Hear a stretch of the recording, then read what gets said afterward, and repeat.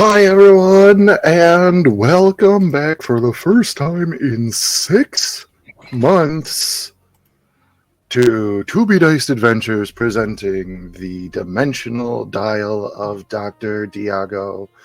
It feels so good to once again introduce myself as your host and Dimension Master, Matt, also known as Wartor Knight out there on the interwebs.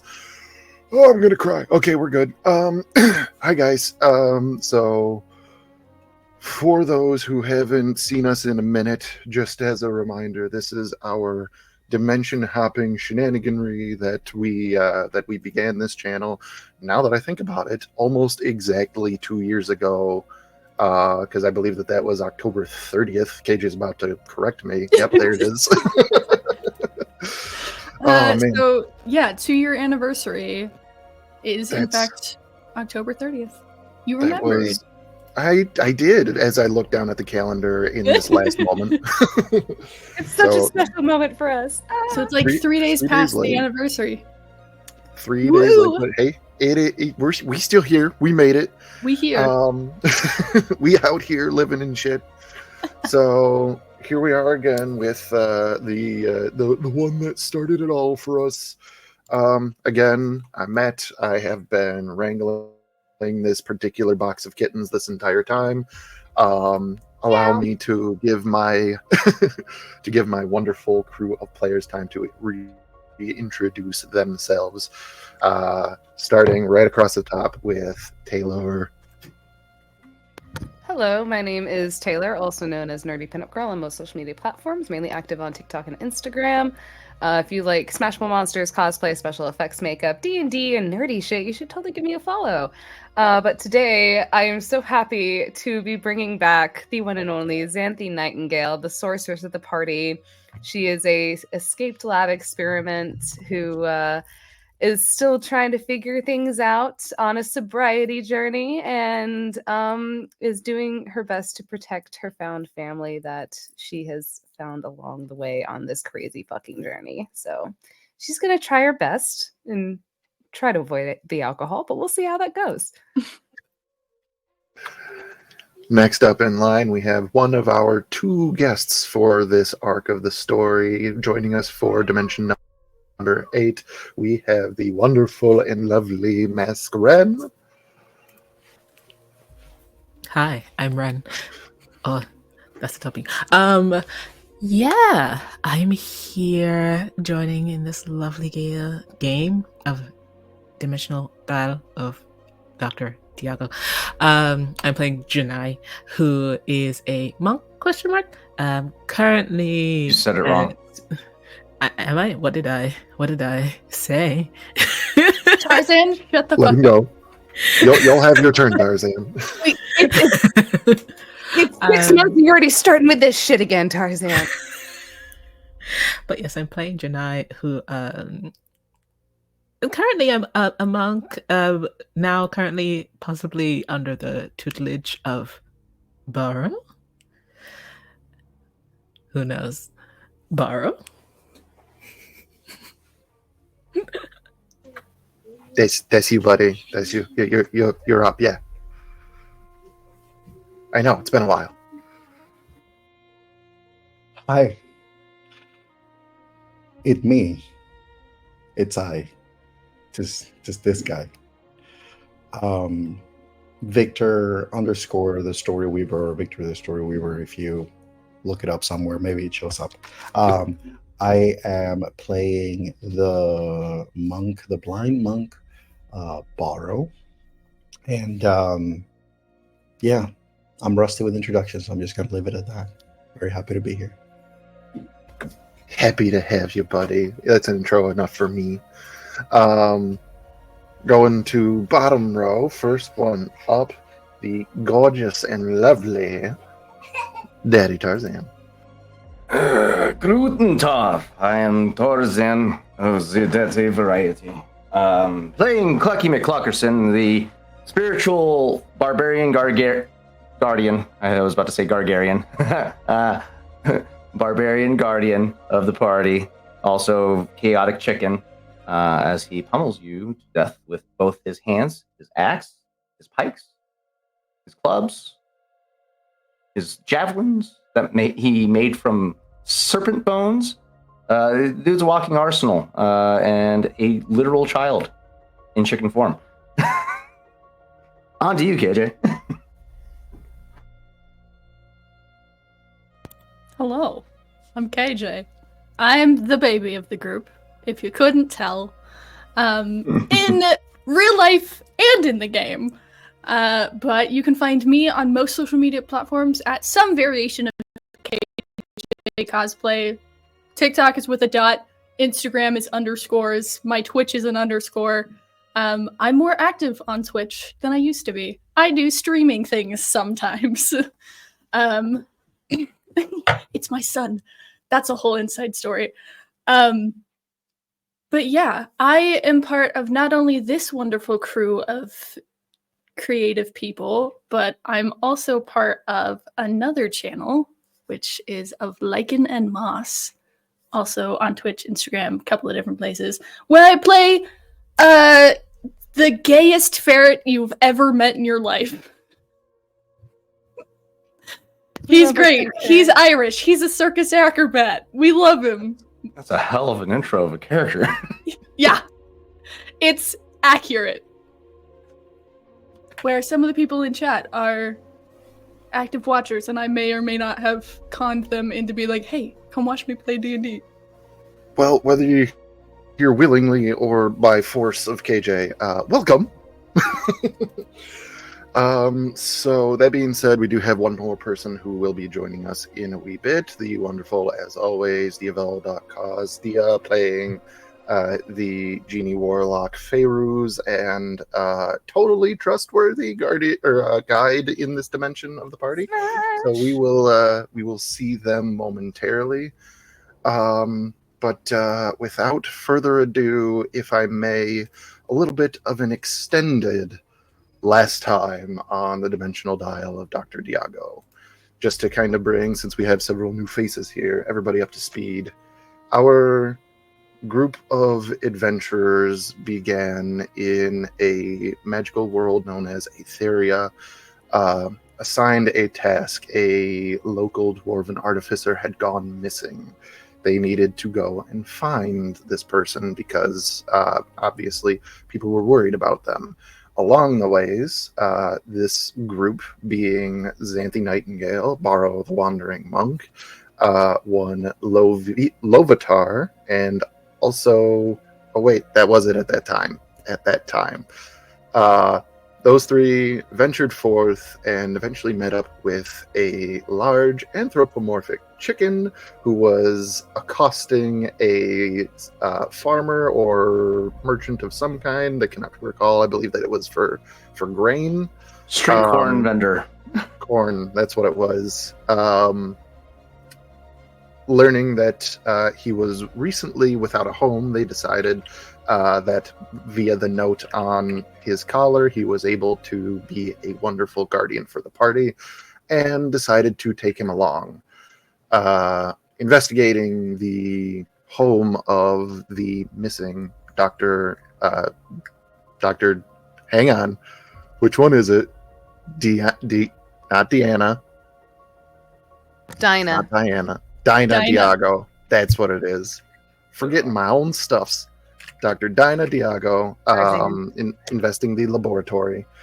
They found the technically lifeless body of an automaton that had come to life once again, Petrichor, a guardian for the good doctor. At that time, a burst of arcane energy transported them to what they would find out being the next stop along what is known as the Dimensional Dial, a frost-covered wasteland that had everything covered in snow white and sub-zero temperatures and sorceresses falling through icy lakes and all kinds of wonderful shenanigans. With your crossbow.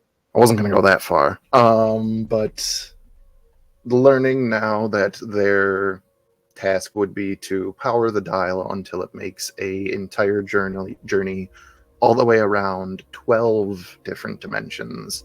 So began their quest. getting a new crystal for the dial from a large meteorite.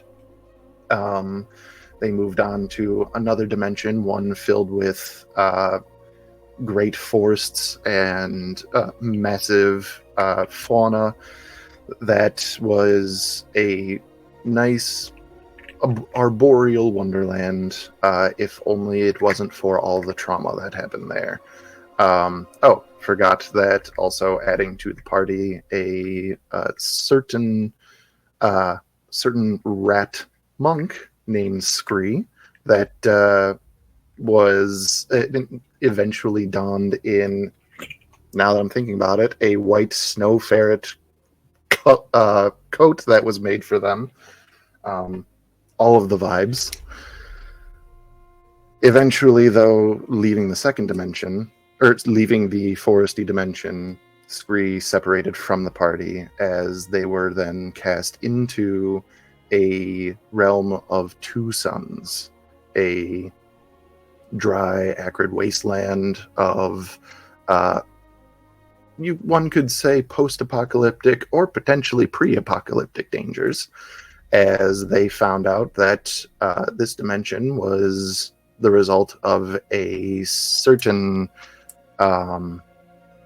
wizard slash scientist slash overall bad guy from Xanthi's past, literally trying to wipe the slate clean of the planet, crafting a hell beast by perverting the unhatched Tarask that lied within the planet, with dragon blood and elemental fire, because what else do you need to add to a Tarask other than all of that?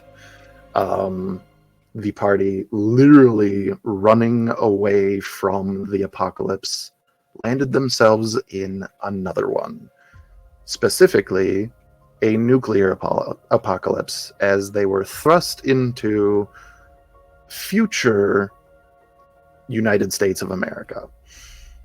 The party now in a land completely absent of magic, where Petrichor, our lovely little automaton, went through possibly the greatest metamorphosis that an automaton can go through, for reasons of the quote that I'm going to use. They became a real boy, although, gender non-conforming. That's completely up to them, which totally went over fine with everybody. Finding out that possibly the only way that they were going to be able to get out of here was finding a undetonated nuclear warhead and taking the nuclear material from inside to power the device once again. Meeting along the way a soldier of this apocalypse who went by Crow, and their very spunky partner known as holy crap, help me, the playlist for the Kit's playlist for the end of the world. That's what it was. Sorry, it's been such a long time. But once again, escaping this dimension, leaving behind Kit, taking Crow with them, also leaving behind both Scree and Lovatar to navigate this magicless apocalypse themselves. Waking up for the fifth time now in another jungle-like dimension, although this one overrun with prehistoric Jurassic creatures. That is right. They ended up in a dinosaur-infested island, and with no civilization to be seen, the only way that they eventually found out to move on with the rest of getting out of this dimension was bartering with a ancient blue great worm, Zazima, the large dragon who ruled over this island, as he needed some pests removed. Those pests just so happening to be a goblinoid tribe who was here quite literally to slay Zazima. They were almost successful, I will say. Very close to being successful, as the party took over as a little group of goblins, hobgoblins and bugbears, to take on that great threat, forcing the dragon to flee. Of course, also, while that was happening, the party, recovering a orb of dragonkind from the chieftain of the clan, Avrok. They defeated that individual for the first time before making their way back to the dial, where they were confronted once again. And although they were victorious, it was not without the cost of the life of one, Xanthi Nightingale. Through once again bartering with their draconic patron, Zazima did see fit to honor their arrangement and bring Xanthi back to life, though her gold draconic ancestry had been changed to that of blue. So our resident pyromancer, now a little bit more electrified. Departing into the next dimension, a world without sun, a dark necropolis known as Ebenfell. The party met up with Sol Arcan Noctis, a astral elf who had his own demons that he had to slay again, as eventually the party found out he was being hunted once again by an astral dreadnought from his past. However, even though that is quite the threat, the biggest threat in Ebenfell was that which was not seen, a voice that was permeating the minds of both Petrichor and Riley, tempting them into, let's just say, less than good actions or suggestions, however we may decide to define that. It was a very long investigation until it finally was uncovered that of all the potential suspects, the person who was trying to organize this coup of the city was none other than Draven Kuragari, a elven vampire who had incredible psionic powers that almost crippled the entire Council of Ebenfell single-handedly. If it wasn't for the party and for the timely intervention of divine magics at the hands of Riley, not Petrichor, Draven was eventually slain, and the Council of Ebenfell saw fit to reward them by using their great knowledges of the arcane to power the crystal themselves. From that point, the crew was thrust into the current dimension, the wind-blasted wastes, a gale force-infested desert wasteland where the element of air reigns supreme. Islands floating in the sky, chitinous creatures laying beneath the sand, and who knows what other dangers. Barrow, after being thrust literally through the elemental plane of air and ejected into the world, very stylish, by the way, found that the floating village of Oasia happens to contain the Way of Wind monastery that he grew up and trained within. He was quick to find out, though, that it's not quite the same monastery anymore. A Master Zurich, being the predominant face, seemed to believe that Barrow was up to no good for reasons that didn't quite make sense at the time. Through some investigation, I dare I say interrogation, and some sneaking into the archives of the monastery by our sorceress, it was uncovered that the event that shaped this world to be the wasteland that it is was due to an event known as Landros's Folly. Landros being the name of Barrow's deceased brother, implicating that Barrow's own family was responsible for this post-apocalypse. That being said, the intervention of one Master Ugri of the Way of Wind seems to have gotten the party out of hot water and back into the fray, now along with a pupil of the Way of Wind, Janai, and the how shall we put it? The charismatic Air Genasi traveling merchant Feyruz.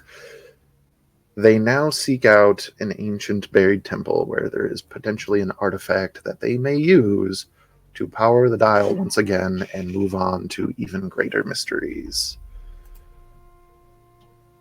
How shall Barrow cope with this world that possibly his brother, in some way or another, almost destroyed? What is going to happen with our new guides, Janai and Feyruz, who still are covered in mystery? And what types of dangers will await our party in the desert landscape of Aetheria? These questions and more have yet to be diced.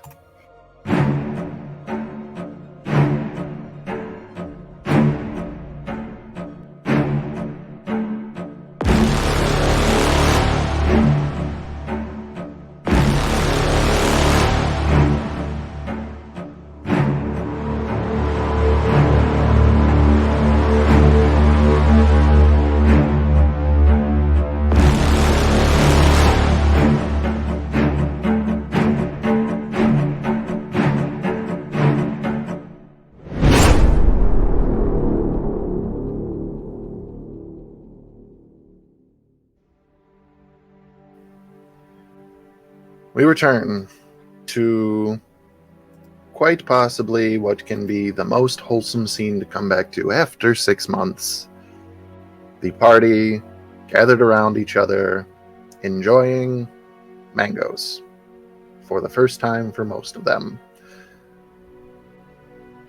Once again, you know that you are supposed to venture off into the desert, looking for a long buried and abandoned temple.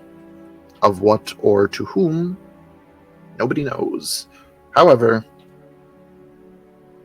you've heard that there is something powerful there.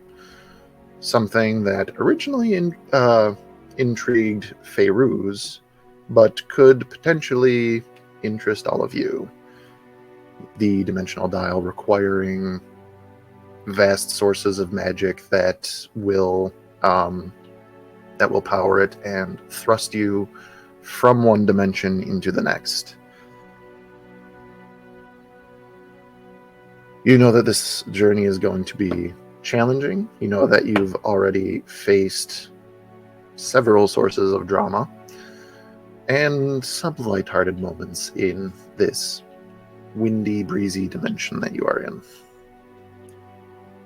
Until it is time to go, the village of Oasia, upon its floating rock drifting over the continent of Aetheria, is at your disposal.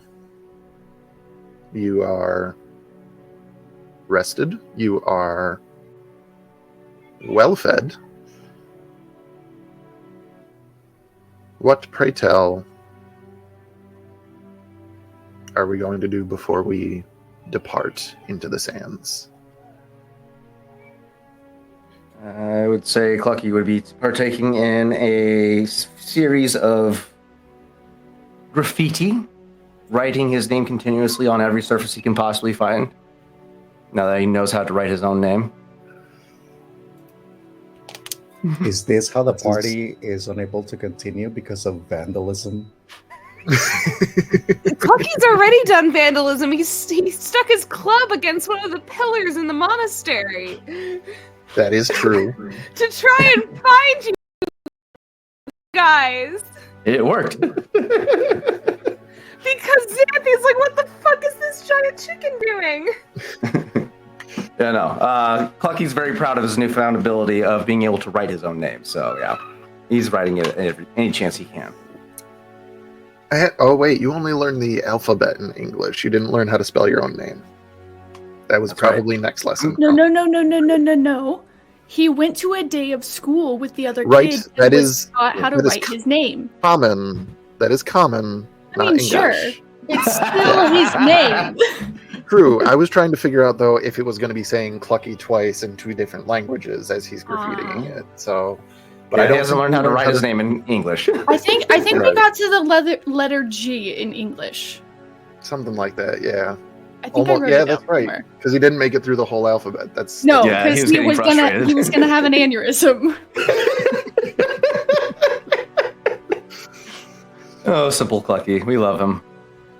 But yeah, that's all. I mean, he'll stop anytime somebody tells him to quit doing it, but yeah, until then, he's just fucking writing it everywhere. Or drawing into So- the sand. every 4.5 minutes you're told to stop. Clucky, stop it. Clucky, stop it. Clucky, what are you doing?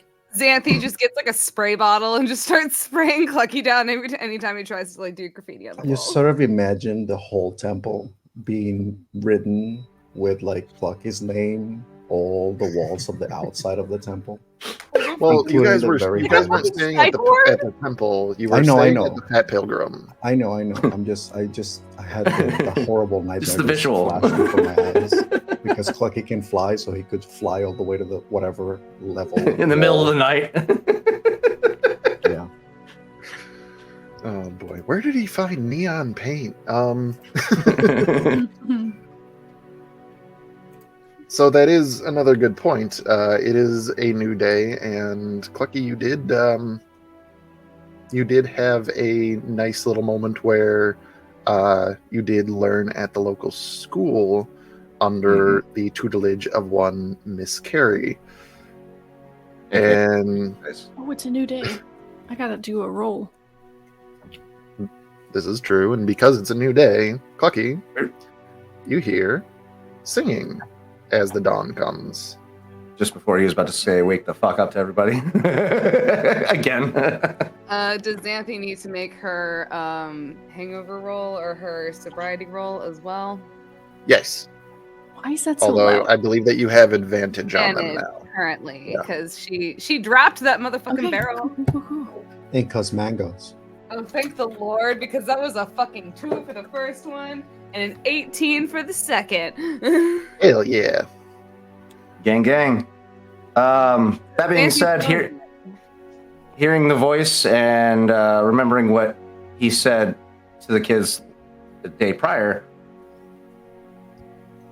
you guys just hear a series of doors being slammed open as he's barreling down the hallway to Petrichor's room. To get to oh god. What the fuck? I swear, is the party running away? Clucky, where the fuck are you going? Xanthi at this point is like half asleep, stumbling out of bed. What the fuck are you doing? Go back to sleep. Hatchie, we have school today. You're running. You are fucking. I'm What gonna school? Work up and y'all are gonna be gone. I told all my friends that we be back from school tomorrow. And What school? Today is tomorrow. What is school? I don't know. It's where all the hatchlings go to gather and they write practice words on paper. But I know how yeah. to spell. I'm not letting either of you out of my sight. I don't know how to spell, but Oh, actually, that's a lie. I know how to write my name now. But yeah, I told them that we. See that everywhere on the walls, Clucky. I told my friends that I'd introduce you to them. I mean, everyone, you can come too if you want. But I told my friends that I'd bring Hatchling. And Miss Beautiful Face is there too. You'd like her. Okay. She's like me. Well, y'all can go and have a play date if you want to, but I'm coming with you guys. Like, I can't have you guys just wandering off and then leaving me alone eating mangoes. Okay. You I'm have a coming with book. you guys. Neither of you wander off. Seriously. Do you know my anxiety is bad enough as it is? Do you know? Do you know how anxious I get when I find out that I wake up and then suddenly one of you is gone, or both of you? You're awake now. You see us. Yeah, because you have been scribbling all over the walls and we're slamming doors the whole entire time. God damn it, to go on a fucking play date? You know we have things we have to do. Well, I made them a promise. I promised I'd introduce them to. Wait, hold on. I'm remembering the concept of school. I never went to school because my parents taught me everything. But I've seen enough movies to know what school is like a little bit. And that's where parents send their kids during the day so they can do other things. And the kids are watched by a supervising adult who teaches them common knowledge that they need to live in the world. As to why anybody would trust anybody else with their kid is a question to me, but I'm just going to ignore that. They're trusted people of the community most of the time. And there's other hatchlings too. We won't be the only ones there. Okay, well, I'm still coming with you guys because God knows that if I go back to sleep, I'm gonna have no idea where the fuck you guys are. And with Borrow gone, I am the only one trying to make sure you two don't fucking... Okay. Oh, Riley? get dressed. Riley just like waddles over to you and like, I don't know if you're still like in your little hammock or whatever, but like will like pat your head and just very lightly under their breath is like, morning, sleepyhead. So what's funny is, so Xanthi is standing up. She followed Clucky out down to the door where Riley was. And Xanthi has like extreme... We all share a room, you guys! Oh yeah, that's right. Okay, well, Clucky went over to where Riley was, and probably Clucky maybe opened the door and slammed it, thinking that he was... And then Clucky was probably down in the common area, writing on the walls or the tables down there. Also, Borrow is back. In case. Yeah, no, because Riley sleeps with Borrow. They share a hammock. Okay. We're cuddle buddies. Yeah, I came back. I went to get the mangoes with we had a whole the get together. situation. It was a with whole Favors thing. Gave was a thing.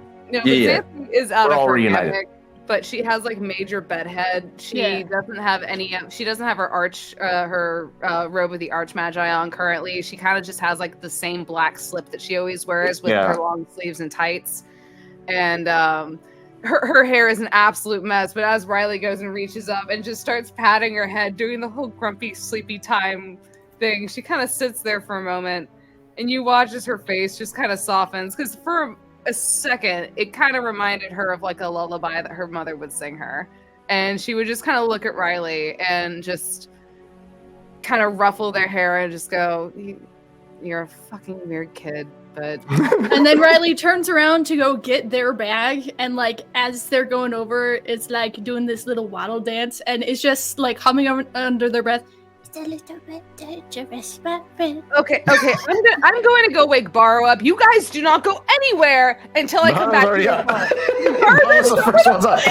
Borrow's the first one that wakes up. This is a tradition.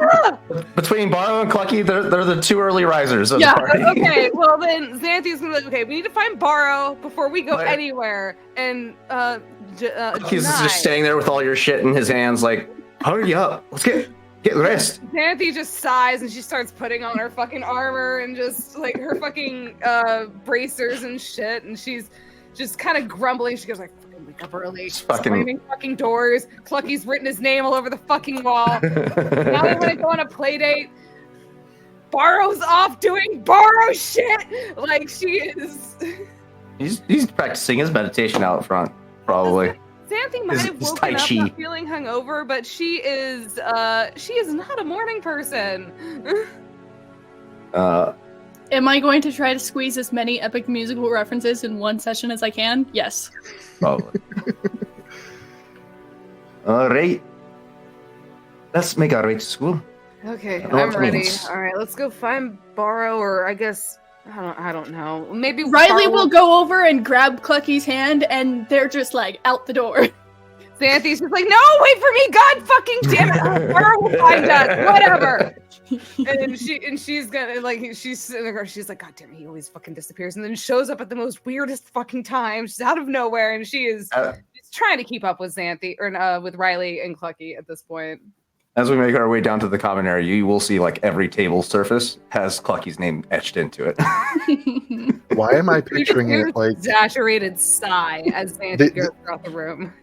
the way that it's coming up in my head is like it says Clucky over and over again, but it's like all of the art that you see of the Joker with just ha ha ha all over the walls. Yeah, 100%. Yes. It's all like chicken scratch and everything, yeah. The most literal form of chicken scratch, you guys. Why do I Oh feel my like he would God. also like know how to draw his own face? Like after he saw his reflection for the first time, he just kind of like carves it into the wood, and it's just like chicken heads and Clucky all over the place.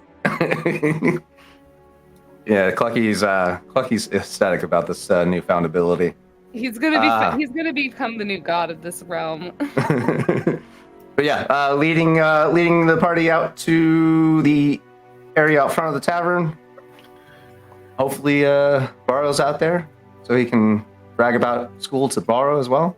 It's too fucking early for this shit.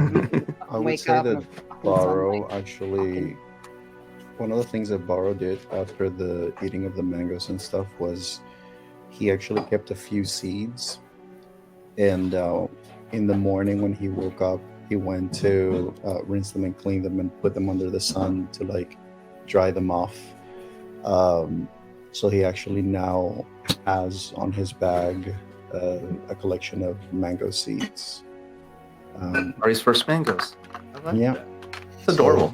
And he probably would be outside of the pilgrim after having done his usual morning routine. He would be sitting under the nearest tree, scanning through the book.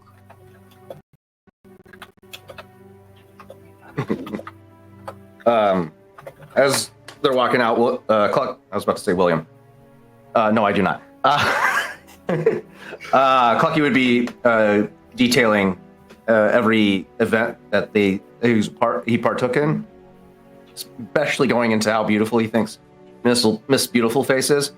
And it's just like she's built just like me. She's got an avian head, blah blah blah. Just like giving a very vivid recount of his day yesterday, and it's like you can tell that he's excited to show you guys what is in store. Is the account of the whole day vivid, or just the parts where you went to school? Just the part where he went to school. He's like, oh yeah, we did this, we did that, the other thing, and then I went to school and I met Miss Beautiful Face, and it was detailing every single moment. Very singular focused. It was very centralized on what he did at school. The rest of the day he doesn't remember. Perfect. Barely remembers what he had for breakfast, unless it was a giant snake. Wait, no, that was a couple dimensions ago. I don't even. I feel like he didn't even eat the snake all that much. He just hunted them for funsies. Oh, he ate the snake, and I believe that he might still have enough snake that he's still eating it. Probably, I believe we used the skin for something. I think to make armor for Riley. So Yeah. the hide of the snake is the leather jerkin that Riley uses as armor. Smash. And then we used Stegosaurus plates for heavy armor for Petrichor. I forgot that Petrichor and Riley have the most metal armor in the world. Yeah, it's so Riley doesn't wear it. Like as soon as Riley I've never actually specified this, but in my head, anytime there's a switch, like partway through the day, Riley's just slowly taking off pieces of the armor and putting it in the bag because it's so Too heavy. too much for her. Too much. Little passion project between Crow and Plucky. Yep. So that being said, as everything is being recounted, in the wee hours of the morning, and Xanthi has been appropriately yanked out of bed to do activities. Unfortunately, why am I forced to go out and touch grass? But I guess if I can't drink, then I might as well go out and touch grass. Be a parent. It's good for you. Make That sure, being make sure said- the child and the children do not get into trouble. Not to be late for their first day, Janai, you know that Barrow has been staying at the local inn known as the Fat Pilgrim, and being that this is supposed to be the first day of your training adventure, you show up bright and early. I don't think that's very much so like you, but you do. Like, for some reason you're like, today's the day I'm on time. You know, there's a first time for everything. Not to make it easy on anyone, though, I think Janai is not going to approach Barrow, but is going to clamber up onto the roof of the Fat Pilgrim and see if he can, like, stealth from Barrow. Just to, like, it's like a test for the master. Okay. Barrow, say nothing. Janai, go ahead and roll stealth.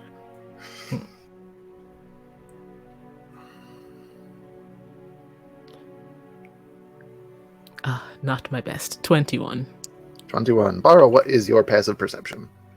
24. Close, but no cigar. So you know that you've done everything right. You are almost as sneaky as you possibly can be. You get into position on the... We've established that the roof of the bar, there's like an area for people to stand. So you're up there kind of, hunched down to obscure from vision, even though he's blind, but still, it works. Barrow, however, without question, like as you are going through your morning routine and then listening to Clucky recount the tales of yesterday, there is in fact a presence probably about 15 feet behind you and up in the air on top of the building that you just slept in. So, am I perceiving this? How far is Janai from me? Probably grand total of like 25 to 30 feet. Not too far away.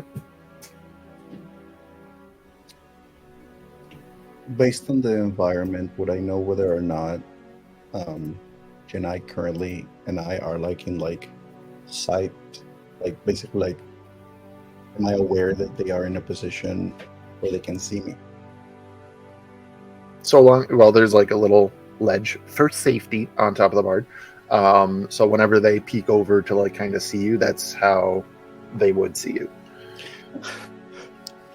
Okay, I'm going to just for the hell of it, I'm going to say that Janai probably has a moment where like you peek and then you look back, and then at one point when you peek again, the weird shock of a blind person looking straight in your direction. Like from the side of the tree, you just have like Barrow's face with the blind eyes just looking at you, or seemingly looking at you. Before they kind of like smile, gesture, and then go back to sitting and scanning their book. I'm pretty certain that you stealthed enough that you were hidden from the rest of the party. I don't think anybody else has passive perception that high. So yeah, when the rest of the party sees Barrow just gesture to the top of the building, probably a moment later, your new friend Janai. Yeah.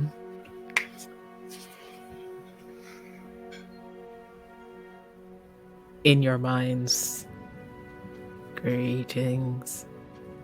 You two have fun. We're going to school. Oh, yeah. I'm coming with you. Okay. Hello, mind speaker. Good to see you again. Is like dragging Clucky in the direction he said school was.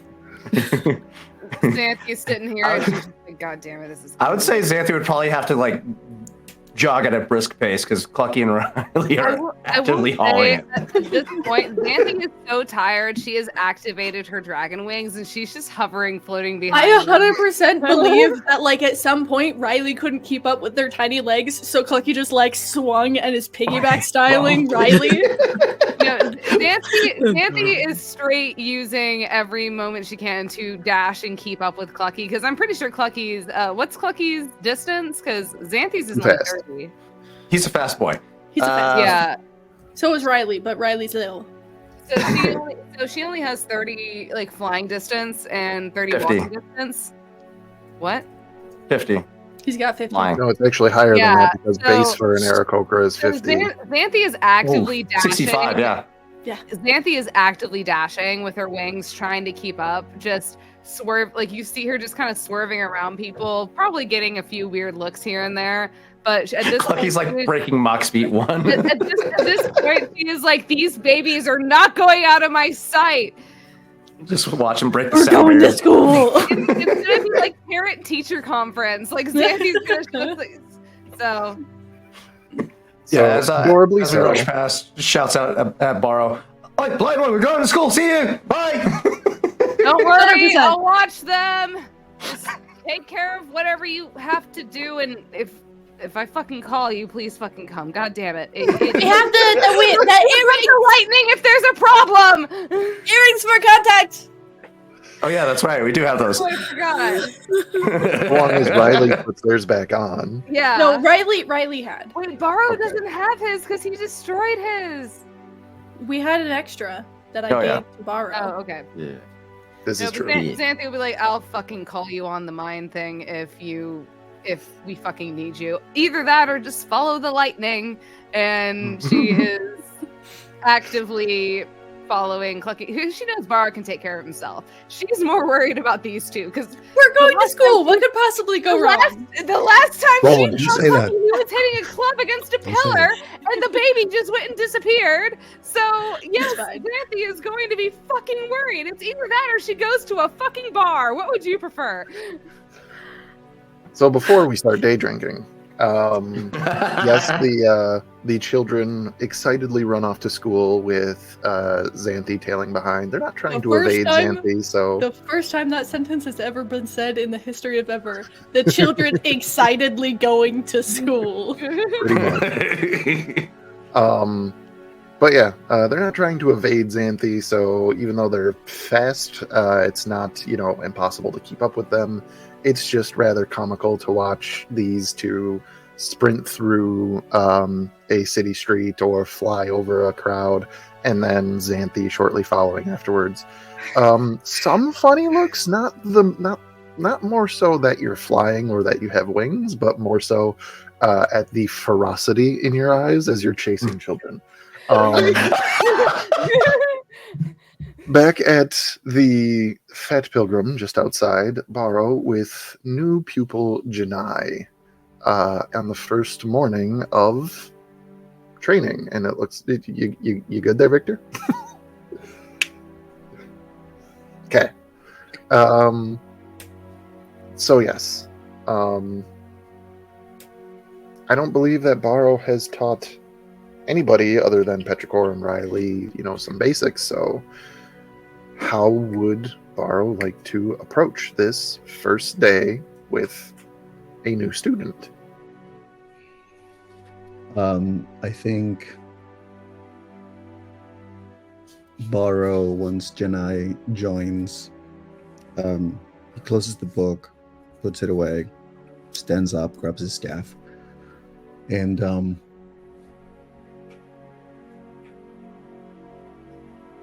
he just, as usual, would you like to go for a walk? I thought we were training. Are you unable to train while you walk? No, I can. Good. Do both? And then he just and starts walking. Janai follows after. I will say that probably Baro is going to be, as he's walking, his staff tapping on the ground. He's just going to try to look for an area in the more like secluded, like in the wilderness where around the trees and all the stuff. He's just going to look for an area that has like a good amount of trees, and he's far enough that there's not noise pollution from the pilgrim or any of the areas of the village or the market or anything like that.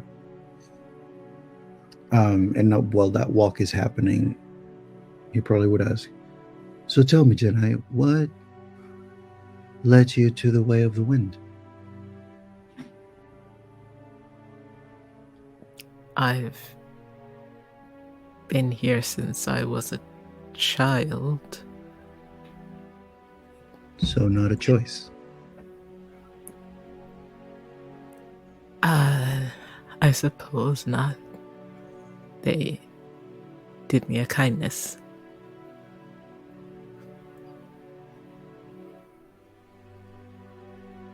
Would you still choose it today if you had to choose?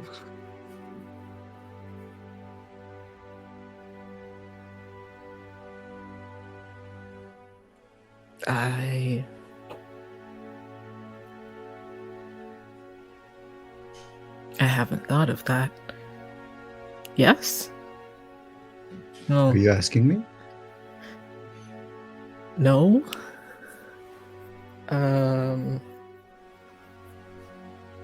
N- y- n- yes.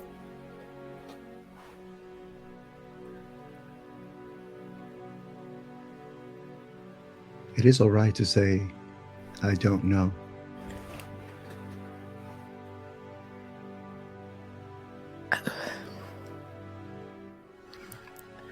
I'm sorry. Some of the other masters preferred more definitive answers from me. That didn't always seem like an option. How can they expect for you to have a definite answer when you don't have a definite answer of whether or not you want to be here? Oh no.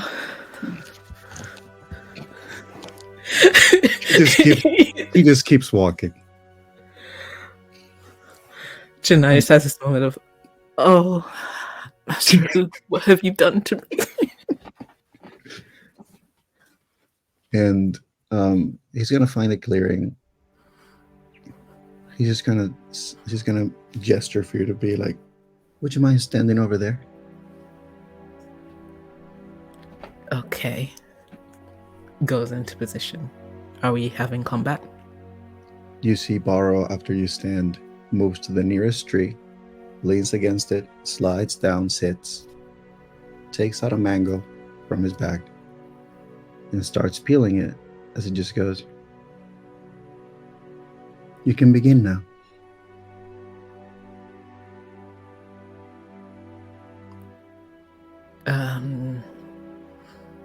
Do you want me to demonstrate something?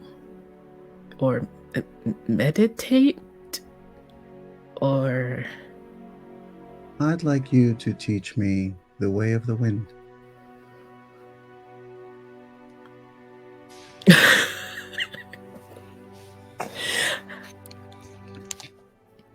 Janai's whole body goes stiff. Is this some kind of trick? No. I would like for you to teach me what you have learned.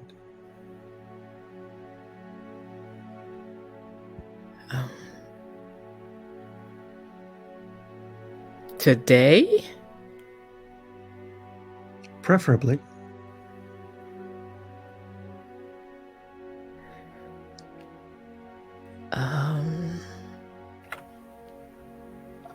Since I kind of get where Baro's coming from, Yeah. Janai, I am going to have you roll an insight check Okay. on yourself. On myself? That's not a good skill I have at all. You're making these bitches do shadow work in character? You are so mean, Matt. The witch Not in me is terrible. watching you, motherfucker. Which When witch? Baro is involved, all bets are off. Oh, absolutely. You guys, someone else gets to endure this shit now. It's not just me. Look at yourself. Now you understand why I never know what the hell to say. 15. 15. Not too bad, not too bad at all. So, he says that he wants you to teach him the way of the wind. You are a novice at a monastery that you know he has studied at, be it in a different time or place, but Baro knows the way of wind. He was literally just reading the book. Mhm. But he's asking you to teach him the way of the wind. That also being said, in your time at the monastery, you know, hearing the monks talk about, oh, this proverb or this metaphor or this, whatever the case may have been, it's never, you've never gotten it. It's not like, otherwise you'd be harnessing your own ki and doing all kinds of other craziness that the other students at the monastery have been doing. That doesn't mean that you don't have a connection to the wind. And in this moment, as you're trying to think about that, when does Janai feel most in tune with the wind? In the moments when he's standing at the edge of one of the islands. Not when he's actually in the air, but just before. You can feel it pick up around him, sweep behind him. You can feel the current sort of sweep through him, and he knows where to go and where he's going to land and how it's going to carry him. So just before.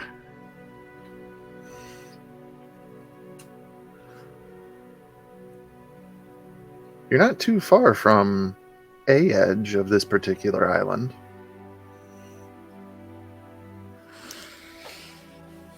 And you do have your sky sail. Mm-hmm. Janai is going to look at Baro and squint. Baro's and then take 2 side steps and then another step, few more confident steps, and then just doesn't look behind him as he makes their way towards an edge. Baro allows for Janai to go several steps on their own, him using the ground to feel and his hearing to sense the direction. As he finally, when he senses like the determination on the steps, he stands up and follows.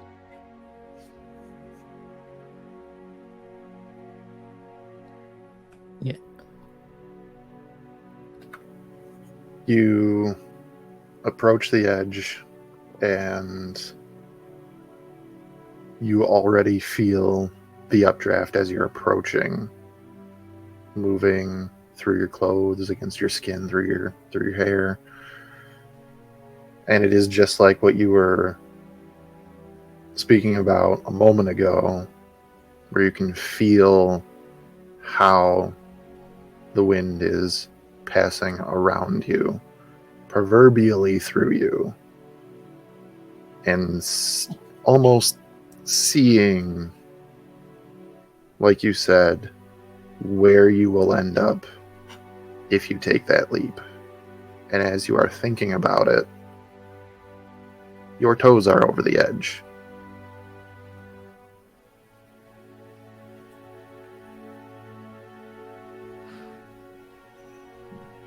Janai will fall.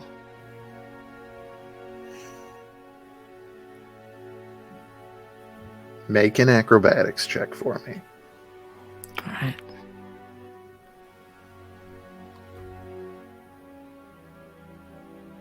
$26. Smash. So,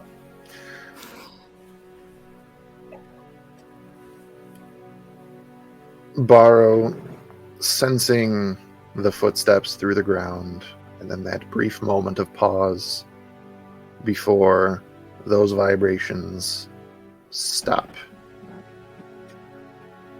What you then have to pay attention to is the constant whipping of Janai's clothing through the air as they fall.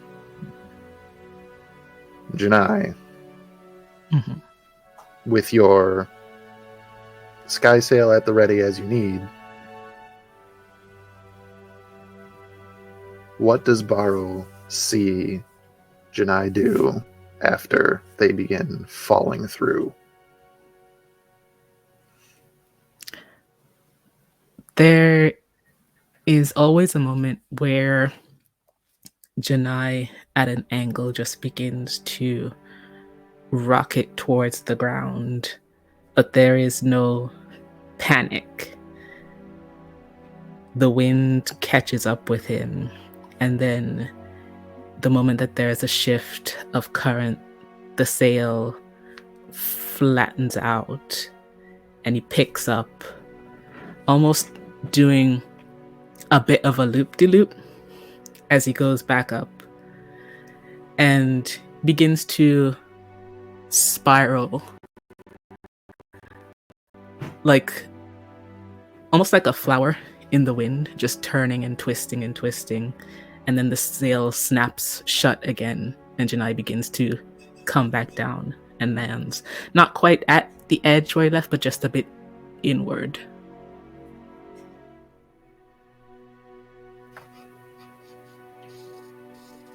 Baru, I don't need to tell you, after witnessing such a display, that you have learned from masters who could not harness wind currents to that degree. The level of understanding that somebody would have to do a feat like that.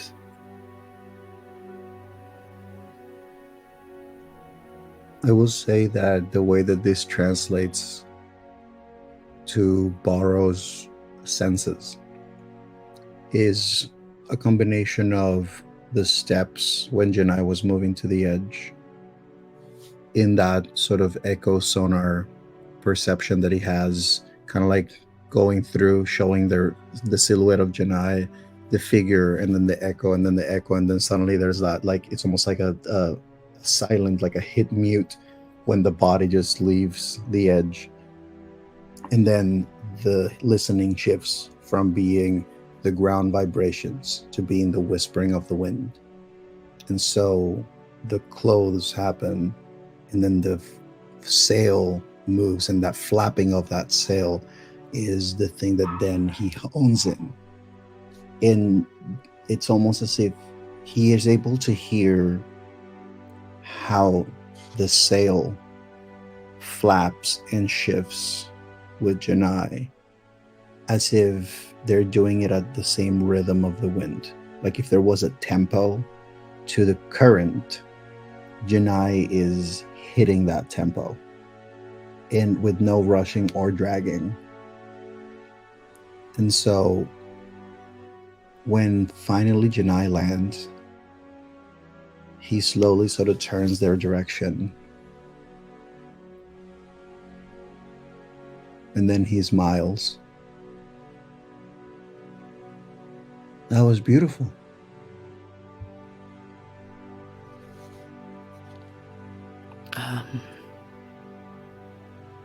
Thank you. Most of the most of the others didn't like when I would run away to do things like that rather than learn proper techniques. Huh. If I were to ask you, would you still choose the way of the wind if the way of the wind was this? Would you still hesitate? No. He immediately smiles. And he just goes, good. And then he just starts walking back. But the training? Oh. There's nothing that I can teach you about the way of the wind that way. You understand the wind. I think you just need to understand how you relate to it. Consciously, I suppose.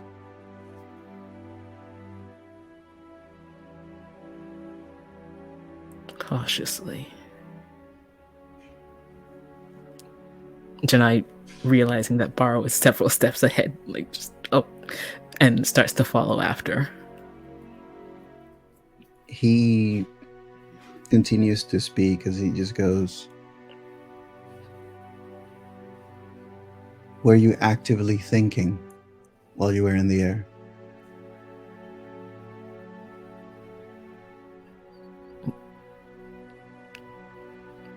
I suppose, but not so much thinking about what I was doing. I was more listening, I guess, to the next current. So, were you afraid? No. Are you ever afraid when you are doing that? I was one time, but not really. What is it that makes you trust that you will find the right current?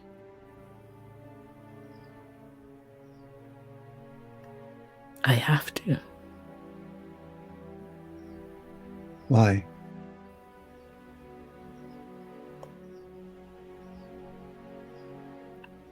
It will be the last fall.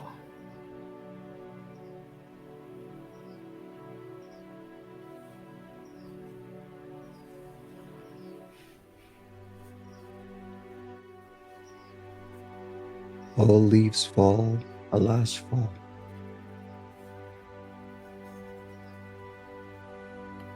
I don't have to. Perhaps. But it's not about their fall. It's about how beautiful they look as they're falling. And all the time before they took the leap.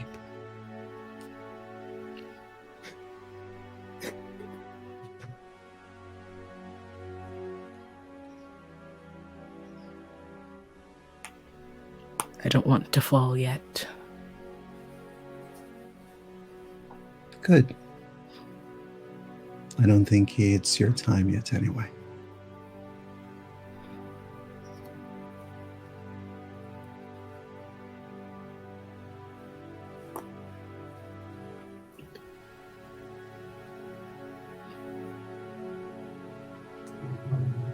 Almost on cue.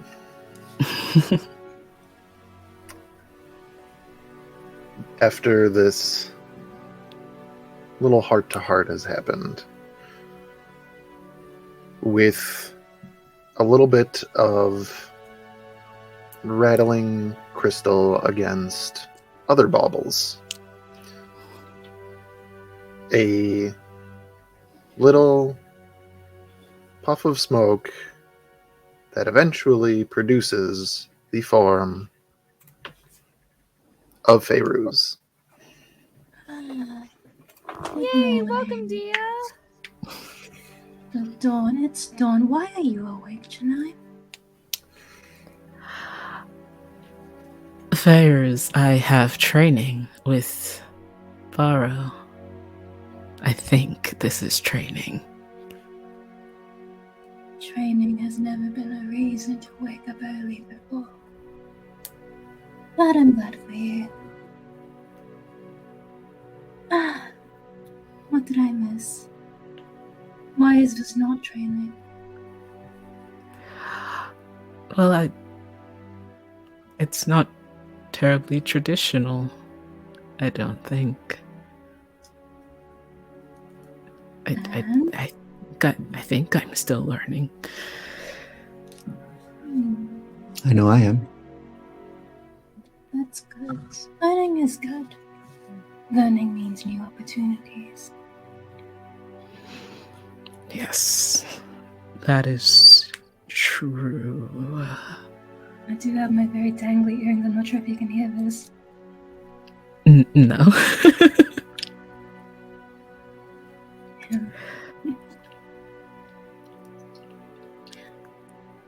I think Baro is going to add to Janai. There is something I said before I was released to the master. And I asked him how can he be so certain that his way is the right way. I also said that even masters need to continue to learn. And I believe that I must come to the understanding that there are things that I need to open myself to learning from those who I protect and who protect me, and now also you. So yes, perhaps not conventional, but when has the wind ever followed a straight path?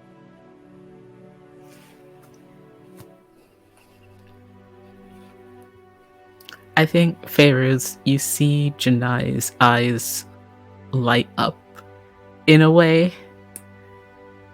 Just feeling for the first time like, oh, there is someone who understands the beats of my drums.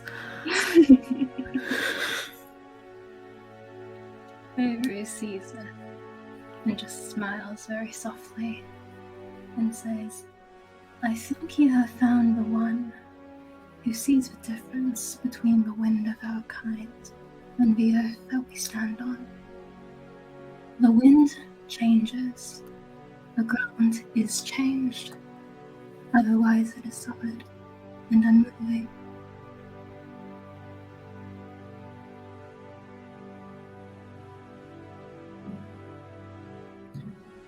Baro just says, what Favor says.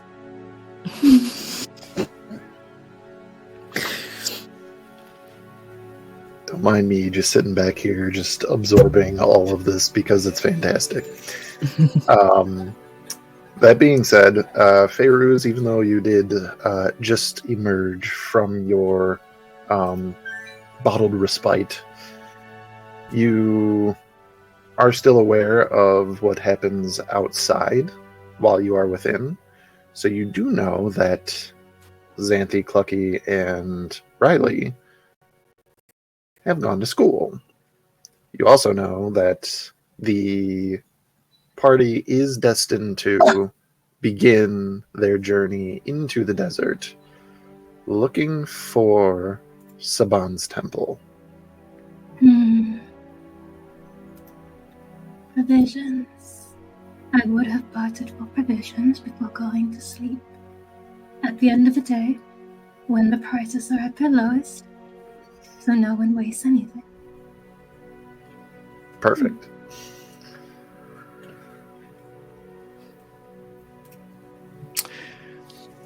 Baro is going to ask Janai, would you teach me? And then he gestures toward the, what do you call it? The sky sail? The sky sail. You want me to teach you something. I thought I spoke clearly when I said that even a master needs to learn. No, yes, I understood that. You have, well, I suppose there is room for more things. I suppose I thought that because you seemed able to navigate quite well yourself, you wouldn't have need of this. And he kind of makes the sail flap a bit idly. You just see him say, "Oh, I suppose I could use my wings." And then you see him get really focused, as if he's about to do something. And you see him and just,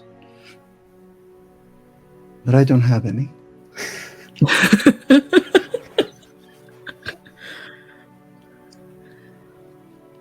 For the record, Sky Sail, just for description purposes, is basically Treasure Planet, right?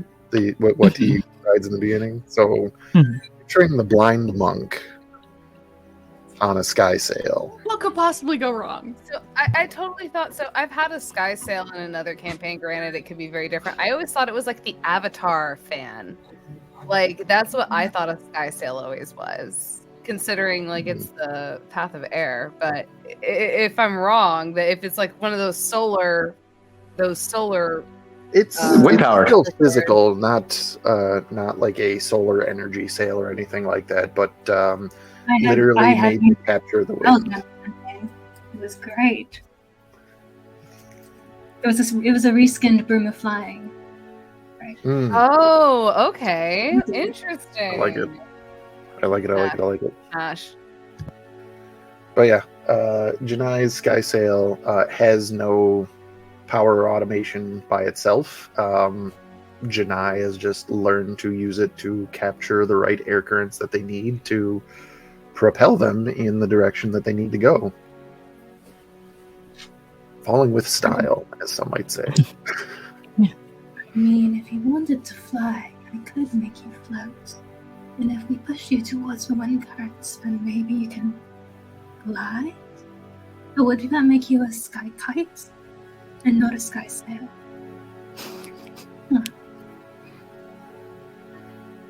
I could teach him. I could teach you. You're also free to say no. No, I don't get this opportunity. So I might be a bad teacher, though. Prepare yourself for that. It's the only way to become a good one.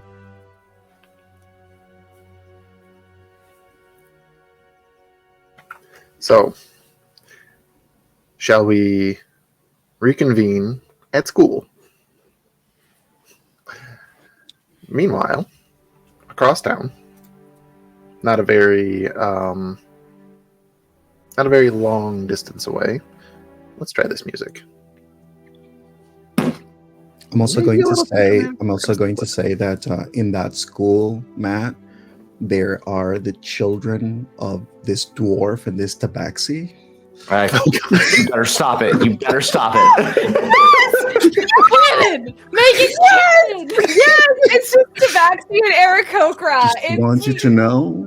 I just want you to know that there's a particular set of children. Canon. They're very short Tabaxi. They're like the Munchkin style Tabaxi. Which one did I call dibs on? He looked the most mischievous. It's canon, whatever way you guys end up in, there's always going to be at least one of this set of siblings, Yes. and also explainably because their grandmother is an archmage. So Perfect. Oh my God. While I describe the scene, you all are free to put whatever characters in the background that you wish.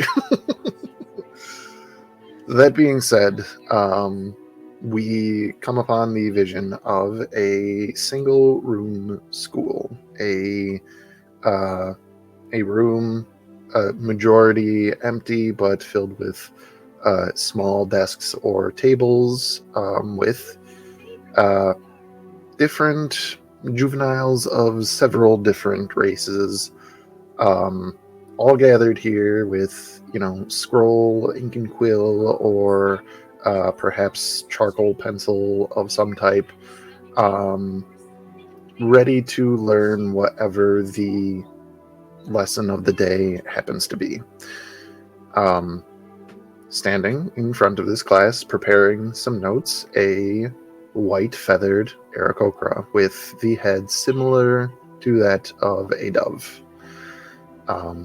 Introduced yesterday as Miss Carrie. Right.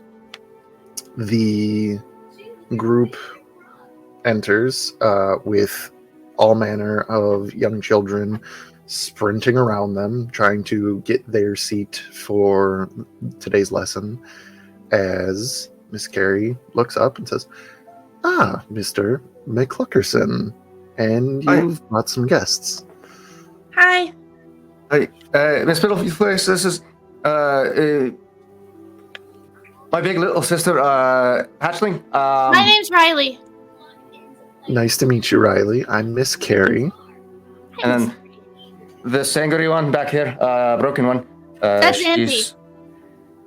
Hi, hello. My name is Xanthi. I'm just making sure I keep an eye on these two, and make sure they stay out of trouble. They were insisting on coming here, so I'm just here to watch. I'll sit in the back of the classroom, and you kind of watch, and she kind of awkwardly goes past some desks and just kind of sits in a chair. And she sits there. She kind of folds her hands in her lap, and then she kind of crosses her legs, and she's like, "Am I supposed to act ladylike? Like, what the fuck am I supposed to do?" And In the classroom, nobody cares. And she's like, "Just considered me a worried auntie of both of these individuals. I know they look very different, but yeah." We're not related. No problem here. That's not uncommon in Oasia, so by all means. Yesterday we were working on letters and spelling. Today we are working on geography. So she turns to the wall behind her where she has put up a map where you can see Xanthi in particular, probably being the only person who would recognize it, the rough shape of the continent of Aetheria that Xanthi would be aware of. The coast is a little different. It's, kind of in some spots, has moved outward in others. And in particular, there is, from Xanthi's history, a section to the south that was just labeled as the Wastes, which is predominantly unexplored. However, on this map, that section is much larger than Xanthi would ever have seen before. And it's not labeled as the Wastes. It's just another part of the desert. That being said, there are sort of dotted, curved lines drawn all over the surface of the continent, which, knowing what you know about this dimension, these are air currents, specifically the ones that the floating island chain that Oasia is a part of follows through the cycle, floating over the continent. As she starts to go into the lesson, Riley and Clucky taking their seats. Clucky once again squeezing into a child's desk. The most centrally located desk, so he could be surrounded by kids, all the while populating one by one. I think 100%. Chickens. Like, Clucky takes a central seat, and kids are rushing to fill in around him, and absolutely do. And Riley just stands up next to one of the kids in a seat that's right next to Clucky, and is like, "Move." Xanthi is watching this, just being like, This kid kind of reminds me a lot of me. But I will say there is a shift in behavior upon seeing the map because she was very much taught a lot of things at the very beginning of her time at the labs. And being in a enclosed classroom with other, like, even though they are students to everyone else, to her, they are reminded as other subjects. And being taught the lay of the land, seeing this map in front of her, she has a bit of discomfort. And if anyone is paying attention to that, she kind of just shifts, and you kind of watch as, like, she looks a little irritated for a moment before she kind of goes numb again. And she again takes her focus on Clucky and Riley, just watching Riley establish their dominance in the classroom while Clucky is just being Clucky. And she kind of can't help but just think, this is my life now. It's not how it used to be at the labs. It's not the torment and the sorrow that I face. I am living for this found family that I have. Hashtag healing. Seeing Riley wanting to sit next to Clucky, he turns to the kid that took up the seat. Like, yeah, can my big little sister have the seat? I'll trade you this chicken, and he holds up his hands. There's nothing in it, and then. I love it so much. Is he trying to trade one of his spectral chickens? Yeah. 100%. Oh my god! Let's call it a little high elven child that is coming down from being intimidated by Riley. Just kind of like looks over, and you offer this trade, and then a chicken, and they kind of go cute and grab it and just pick up and walk. Yeah. And Riley will just thank you and will sit down and like pulls out their like notebook, like spiral bound notebook and pencil, and will like. That being said, with Clucky central in the room, there is the shifting of chairs and desks of kids that were seated behind Clucky you. that are moving to get better view of what's being taught. Yep. It's accurate. I love it. it. Yeah.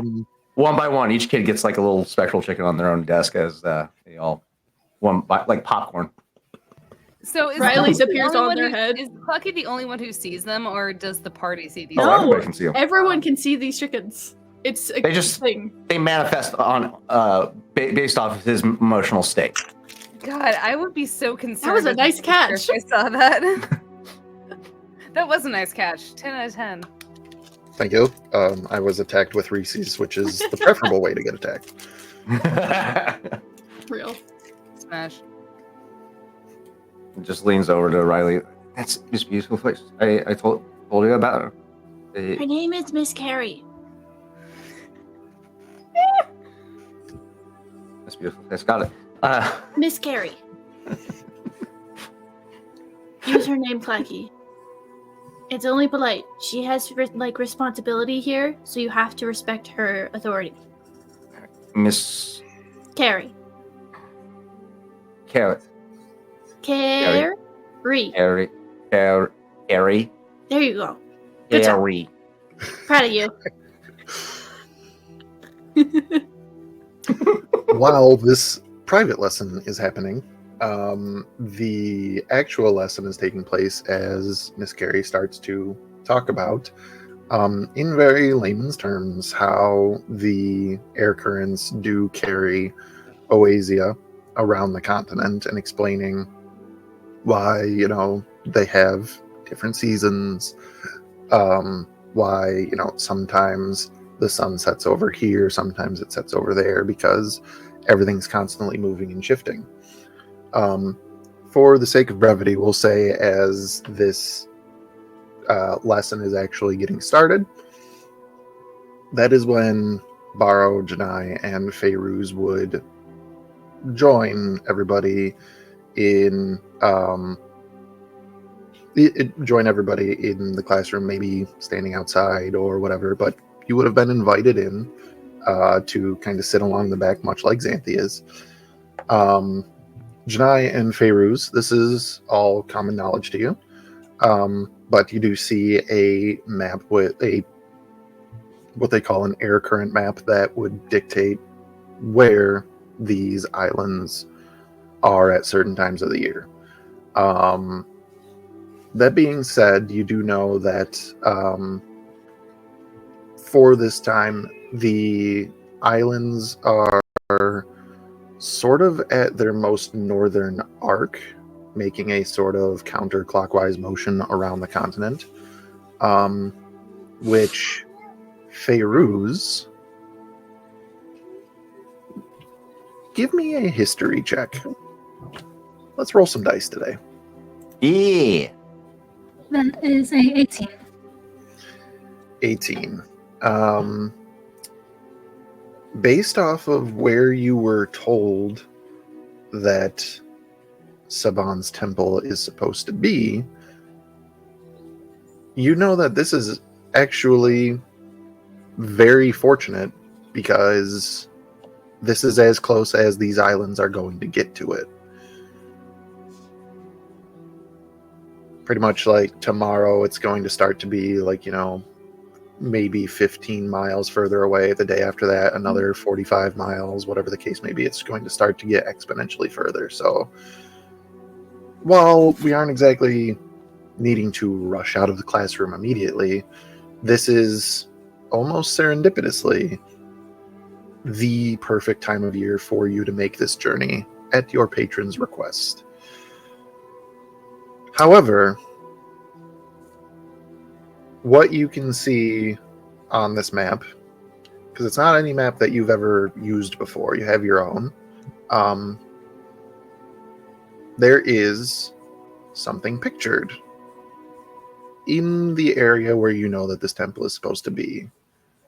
And it looks like a image of a tower was drawn in the middle of the desert.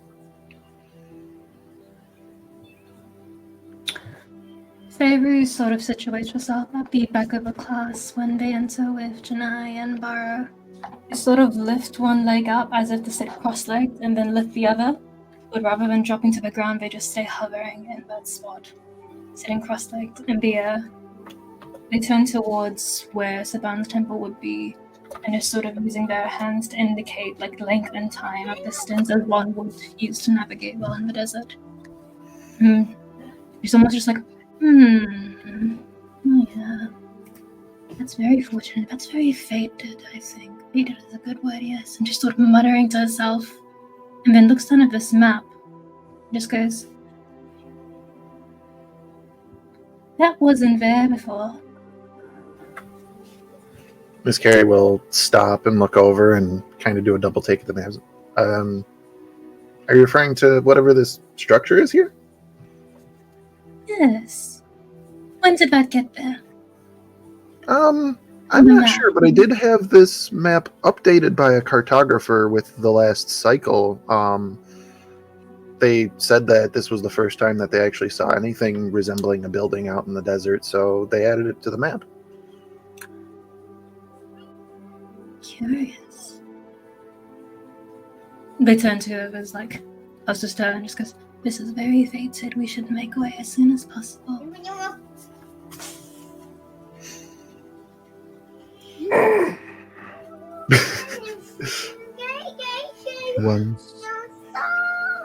I suppose once the school day is over, we can proceed. Miss Carey details the rest of the it's practically, I mean, it's not like a yearly cycle that these take along. It's I want to say probably like every 3 months ish that the islands do make a full rotation around the continent, which is why seasons are so weird, because 1 month you will have northern winter and 1 month you will have southern winter, and it's all very interesting and makes a lot of things pretty difficult to, like sustain farmland or whatever the case may be. The lesson is filled with many different questions from the kids, like, ooh, what's over there? And what could this possibly be? There is general like safety mentions, like why we don't just hang out down in the middle of the desert, because things can eat you. Like, not sugarcoating it, for sure. There is monsters down there. There are a lot of different things that live beneath the sand that they're used to hearing how things move along the surface, and they will try to hunt prey that way. The blind one, he works like that too. Is he a purple worm? I don't think he is, and just kind of like smiles at him, and He's not a purple worm. He's a purple worm. He all would be dead. Borrow just basically adds very like quietly, is like, I guess we'll never know. Borrow, Nancy just turns and goes, Borrow, don't fucking encourage them. And then she kind of realizing she is just cussed in front of a bunch of children, and she goes, you get the look and the language from Miss Carey. Same thing that Plucky got. You watch her face go blood red, and she goes, and like her hand covering her mouth, and she goes, I'm sorry. Does that a lot. As like all of this is happening, the lessons going, there's conversation happening throughout. At first, Riley was so here to learn and to be in school. And within like 5-10 minutes, slowly starts losing attention span and has started doodling in her notebook. And like, it's not super obvious. Like, she is being a little sneaky about it so she doesn't get in trouble. But like, for anyone who is paying attention to Riley specifically for like a decent amount of time can tell she's not paying any attention to what's happening now. May I make a perception check? Go for it. Considering that she is Xanthi is actively watching both Lucky and Riley at this point. Let me just make. Would this be a sleight of hand or stealth? Are you trying to hide it? Oh, absolutely.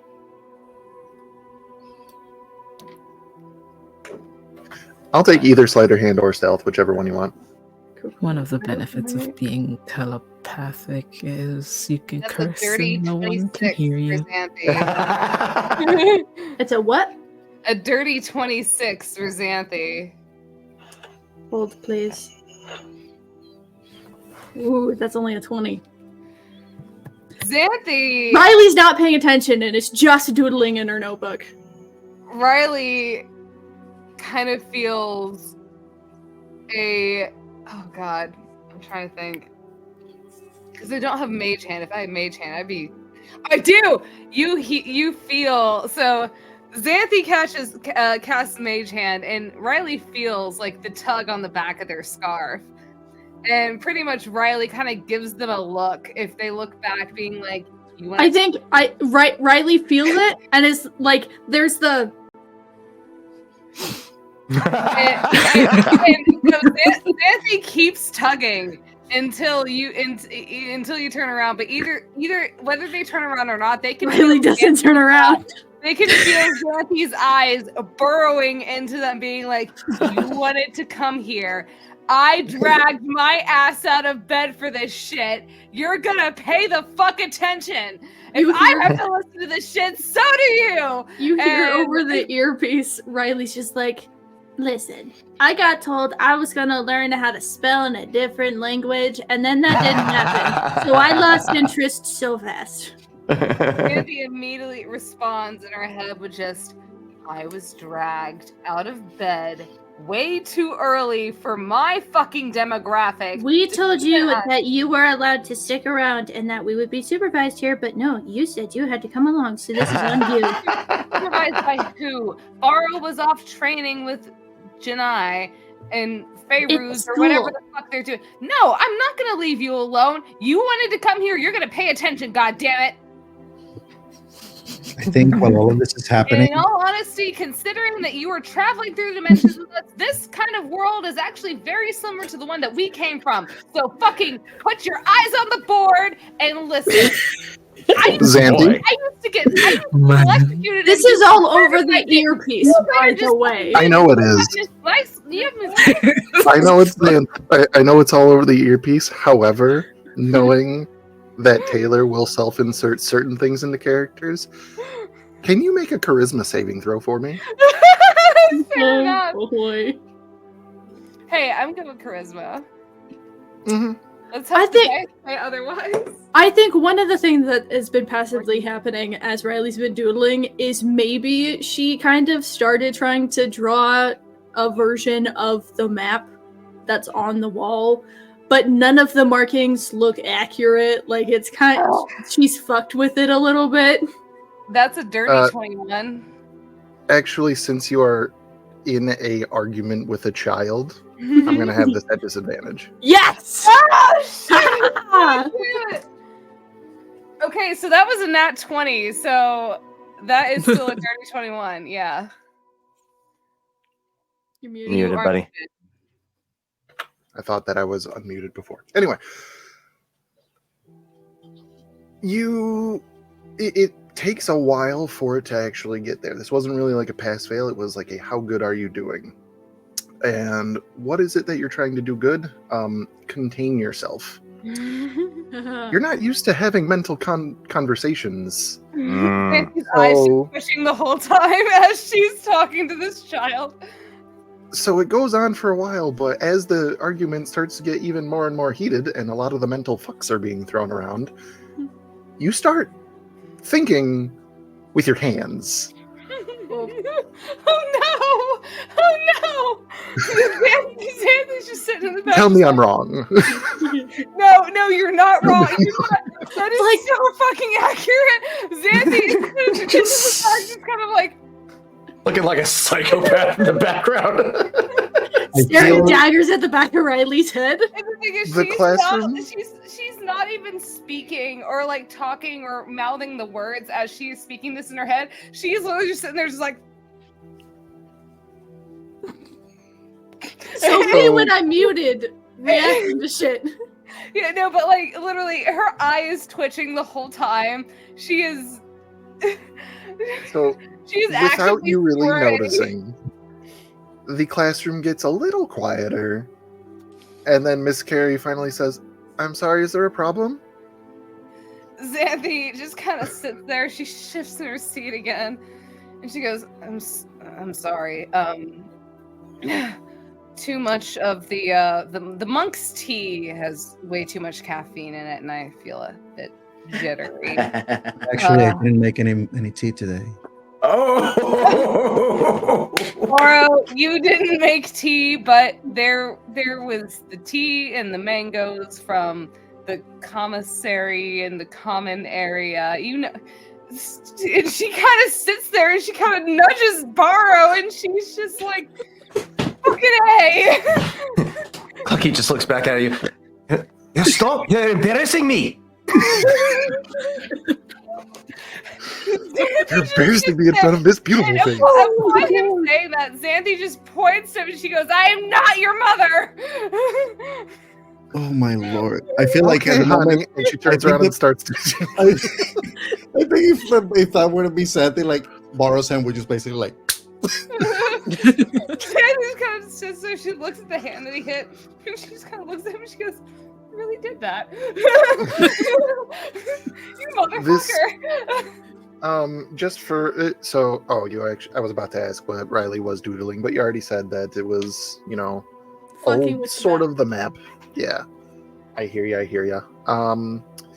That being said, the class continues with medium amount of shenaniganry.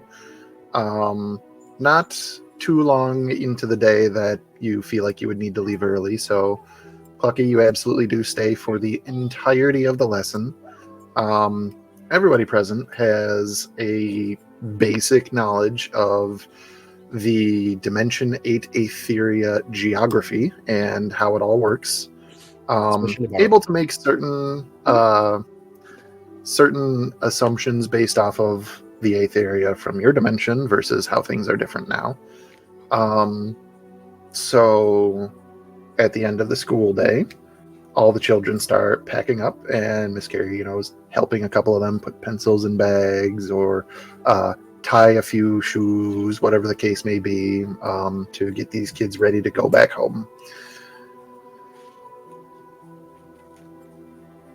Clucky, thank you again for coming to class this afternoon. Are you going to be a more consistent face around the schoolyard? We don't stick around any place very long. Oh, I understand. I'm kind of used to that behavior, just normally not at school. We have an important mission. We're not here for very long, but thank you for letting me visit. I learned a lot. I learned how to write my name. I drew it on every wall and surface I could find. And I don't know what the fuck. What that picture on the wall means, but I learned something from it. I think. Riley slowly is closing her notebook in the fucked with version of the map. Thank you for teaching me, Miss Carrie. Very good. I had a good time. If a chicken could blush, he's blushing and just fucking bolts out the door. I'm more so imagine less of like a blush, but more of like a quite literally like you're ruffling your feathers. Yeah. And he just watched the feathers bloom up, and he's just like. With that, she just kind of smiles and nods, and with Riley's what she knows still about sitting in her desk. with what she knows about Clucky, she just kind of nods and goes, "That's good. That's excellent to hear, Clucky. Thank you very much, and good luck with your mission." Xanthi just kind of, after seeing Clucky just do the most adorable Clucky thing ever, she'll step forward and she goes, "Look, I do apologize for the disruption in class. Been a while since I found myself in a classroom, and I wanted to make sure that both Riley and Clucky were able to enjoy some aspects of, I guess, childhood that most don't. We travel a lot, so we sometimes don't get a sense of normalcy. I didn't have a sense of normalcy even before I met you guys. And Xanthi just kind of takes a deep breath and she lets out a sigh and she goes, "As you see, we haven't really had much of a sense of normalcy." I mean, such is, the world nowadays. I mean, there are a lot of people who are more nomadic, going from... I'm sorry, honey? Ooh. I'm not from this world. Right, and you get a head pat, and she just kind of... Hold on. Xanthi immediately just kind of like takes Riley in the shoulder and just kind of squeezes it, just being like, "Child." Riley would like...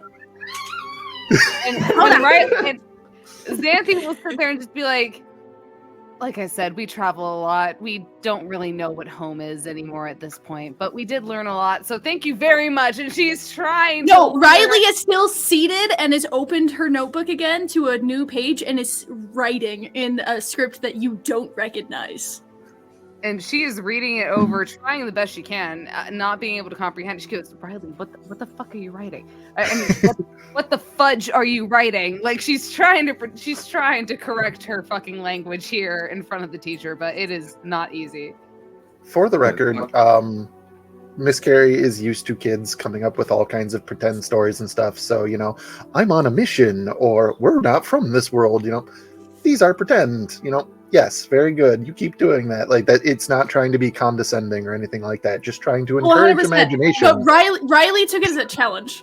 They are a very creative mind.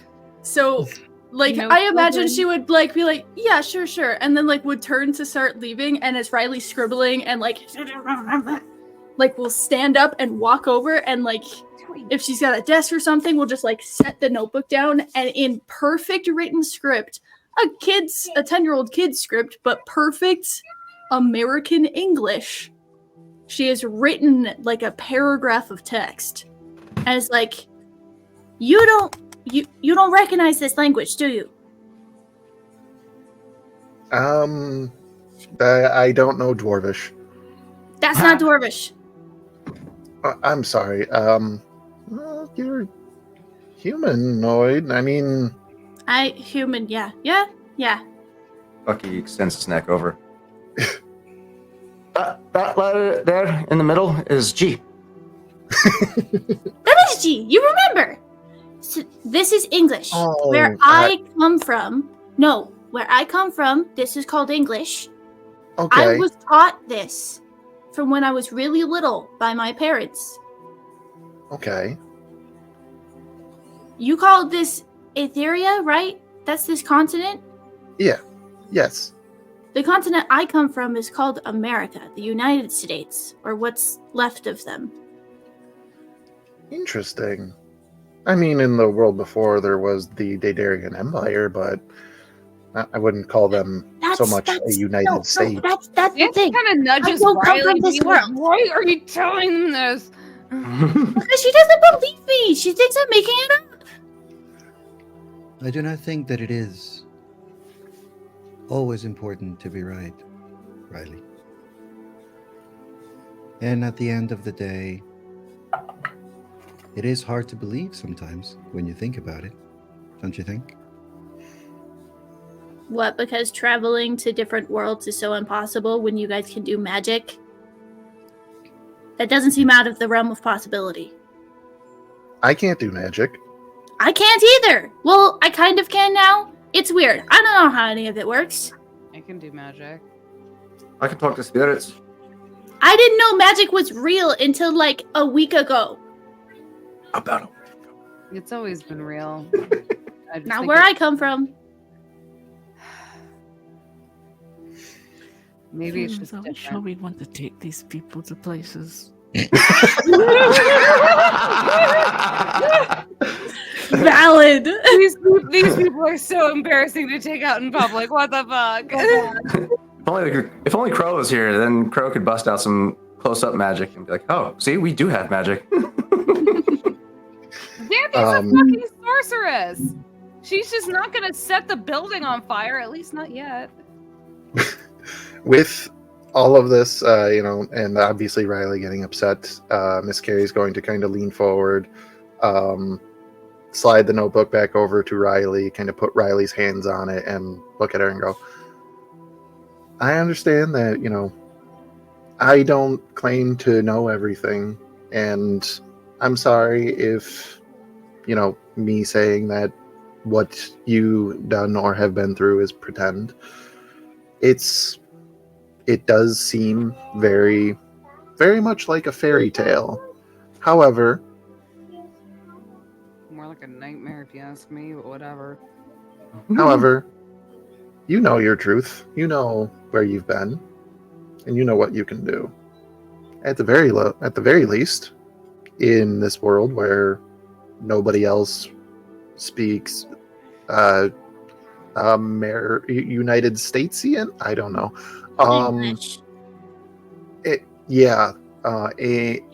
That one. And she just kind of like puts her hand on it and then takes Clucky's hand and puts his hand on it and just says, at least you have somebody that you can share your own personal magic with. So cute. I did have a question before I got upset. Whatever you need. So I know that we're not sticking around. You guys call it common, right? That is the language that people most commonly speak. Yeah. I don't know how to write in common.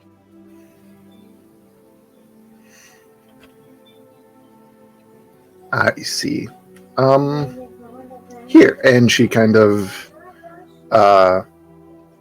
goes over and shuffles around in like a bookshelf I don't know how to write in and common either. produces a small book that you have no idea what it says on the cover, Mm-hmm. but you see a symbol next to a very ripe, red-looking juicy fruit. That's an apple. And what does apple begin with? A. I don't know the terms, but she would say whatever it's called in common and open the book. And it is those worksheets where there is the letter with the dotted line so that you can trace them over and over and over again with pictures of different things that begin with those letters. So, over the next several rests, Riley could teach herself how to read common. Xanthi honestly- would help her if, and Clucky, if they would like to learn. Because Xanthi was forced to study that for quite a few years, so she will be happy to teach them. May not be ethical as normal, but she will try. Honestly, everybody in the party could help Riley do this with the exception of Barl. Yeah, I was about to say, you mean the blind man who can help her read? I take that back. He probably knows what the letters look like, and so if he were to trace them with his fingers, I'll that's have an you A. know, I'll have you know, calligraphy is part of the training of the monks, and yes, the blind one also had to participate in it. Fair. Oh, And you weren't always exception. blind. Yeah, you weren't So- always Correct. blind. I keep forgetting that. He didn't Very go true. blind till he was like 6 or 7. Mm-hmm. Something along those lines. But she hands the book to you and just says, "You can keep this. I have several copies that are still in good condition, so this one won't be missed." Hooked on Common with Riley. I'm so excited. Thank It's gonna you. be like Grundle learning how to read all over again. That is adorable. Glasses. Riley will put her notebook back in her bag and will take this other book that she's being handed and will like look at it and look up at her and look back down at it and look up at her and look at Borrow because that's the instinct and look back at her. She kind of like encourages you, by all means, yeah. Not to hold you guys up anymore. I just have to clean the classroom up and then go on with the rest of my day. So, good evening, good luck on your mission, and whatever other endeavors that you may be aspiring to. Thank you. Thank you for letting our young folk in the classroom.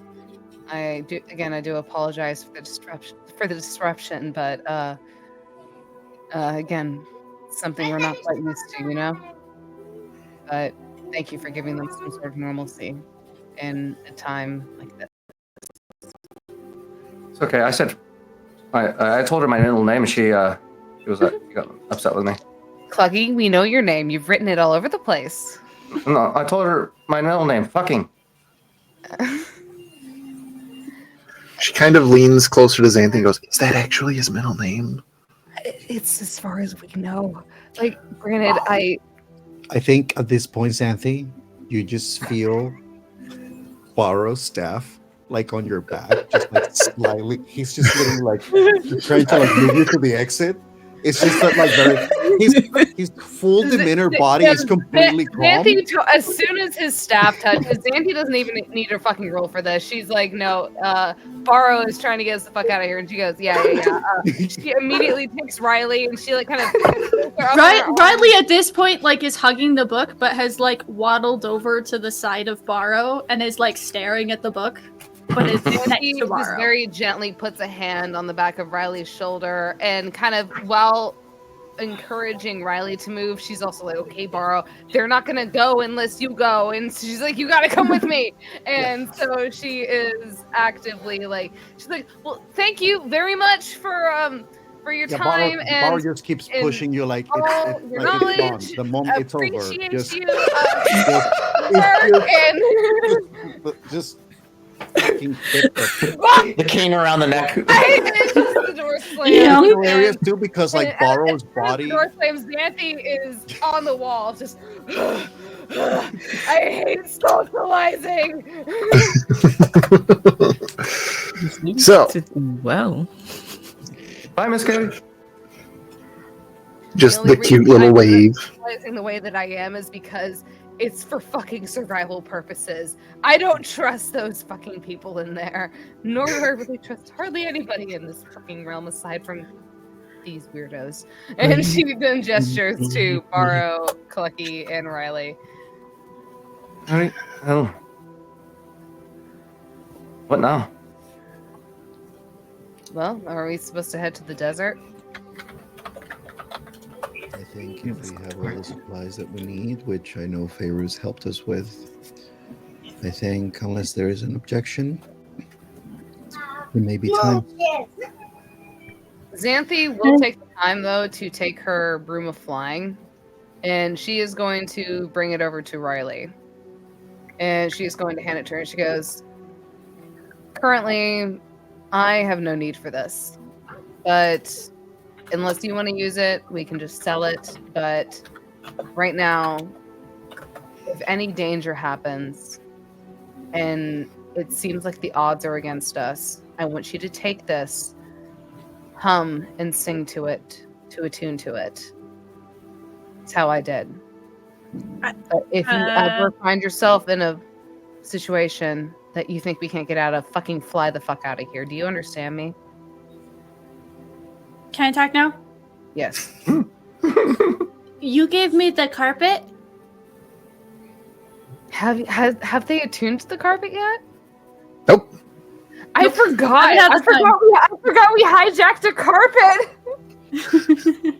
I We completely have forgot we hijacked carpets, a we have carpet. brooms, we have couches, we have tarps, we have. Okay, so if We Riley has the carpet, then Xanthi would probably give that same extension to Borrow, just being like, I know you're blind, but if you need to fucking just yeet into the universe, just take this. You just You don't know what else to do, just fly the fuck out? No, take this. Just imagine the broom just like stuck on the side of a floating island and Borrow just hanging from it, just like this What's is fun. going on? I think this is how you use this. Who thought giving a blind man a vehicle that doesn't travel on land was a good idea? Don't know. Really isn't going to use it, and if somebody else isn't going to use it, she's just going to sell it. So I again, mean- you tell Borrow, like, I have hey, the Y'all- bag. I can put it. Y'all have put Borrow on animals and had him ride before, so I mean, like, this So is they nothing travel on I feel like new. it's a little bit different than like a fucking flying vessel. You know what I mean? I mean, true. I'm gonna say Boris is gonna say we shall keep it with the party for now. Give it here, and we'll take it and put it in their bag. Anything that could make a good fighter would. No, Clucky, No! no, Clucky. If anything, this would make for good gold. Granted, I don't even think you understand how that works either, considering how we found you. I mean, like these ones I got here, and he holds up a satchel full of 69 gold that he has for no reason. The same satchel of 69 gold that you've tried to use to buy so many things in the past, but everybody just goes, oh, Kentucky. Xanthi just kind of sighs and she looks to the side. She goes, "Look, I bought this thing thinking that I would need it, and then I suddenly grew dragon wings, and Yeah, that's fucking weird. How'd you do that? well, considering I've been pumped full of dragon blood from the time I was a child, maybe it's just a side effect of it." So if I do whatever it is you just talked about, will I grow an extra set of dragon wings? No, Clucky, you don't want to have yourself pumped full of dragon blood. You don't want to. I never asked for what I became. Okay. Don't wish it on yourself or anybody else. Trust me on that. And you Great. kind of see her face go very serious for a moment before she kind of walks away. At the risk Let's of go kill things it. getting too Let's Too go far kill the gone. alcohol worm. yes, it is now the point in time in the day that you all would have been packing up everything into Feyru's cart, trying to get everything ready, pulled by Aslani, the lion drake, who probably has, not quite in any of the conversations, is going to turn to Feyruz as everybody is packing up and just go, what is our destination? Just another trip scouring the sands. We're going to find his temple. Properly this time. With company. Are Feyruz and this individual speaking Draconic? Yes. Okay, so Xanthi is listening in on this conversation. You think this time we will actually find it? Yes, this time we will actually find it. It's in our favor. The cards are laid on the table. I will not accept any other outcome. We will find it. It took them this long to give you the ultimatum. Fine. Anyways, Feyruz is going to stand on an outcrop and using a minor illusion, sort of call everyone forward, come, just in case, in the unlikely potential event we do get separated. Keep this path in mind. And standing at that specific spot, she is going to use her minor illusion to almost draw like a wisp of blue smoke outlining the path they should take. And one by one stand the party members in front of it so they can have a gauge of like the landscapes, like the major landmarks that they're trying to hit. When it comes to Barrow's turn, she stands him in that spot, but knowing that he can't see, she blows wind past his ear. And the way that wind blows mimics the curves that path takes, blowing at a very specific speed, which would indicate this is how far you're going forward. This is how far when we turn left and circle back around, and that will sort of, she hopes, gives him some understanding of what they're aiming for. Do you sense him sort of like give a nod? He's very like focused about it when he feels the air and the wind in the ear, and really like taking it in, sort of like just memorizing it the way that he would memorize a sequence of movements of martial art, tai chi, or anything like that. Are you prepared to learn? Looking forward to it.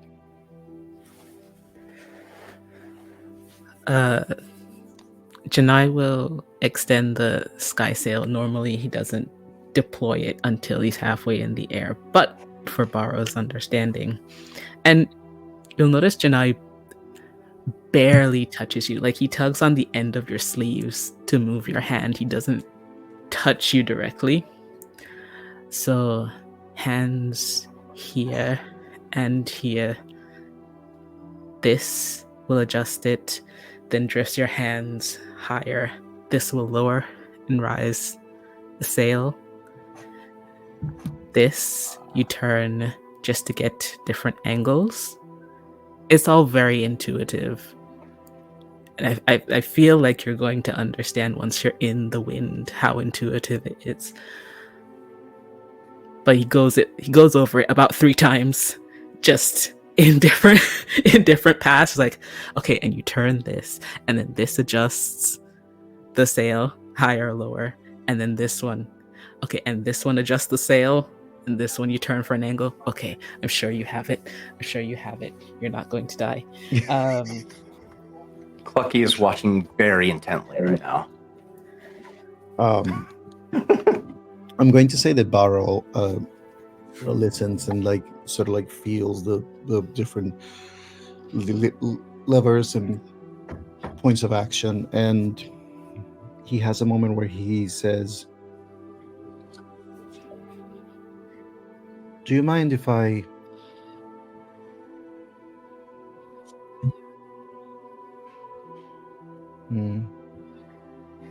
Do you mind if I attempt something on your what is the name of it? Sky sail? Sky sail? On your sky sail." Attempt something? And he reaches into his pocket and he takes out 2 circular bands that have little bells, and you will recognize that are similar to the one that he has in his ankle, and there's something similar also attached to his staff, which is basically this like an anklet it's an anklet that has just like bells all around. And then he takes out two and hands them to you and says, I think if we were to find a way to attach one to the front and the back of your sky sail, it might be helpful to me. Of course. He tries to think about the best spots and then attaches one near the front handle, just below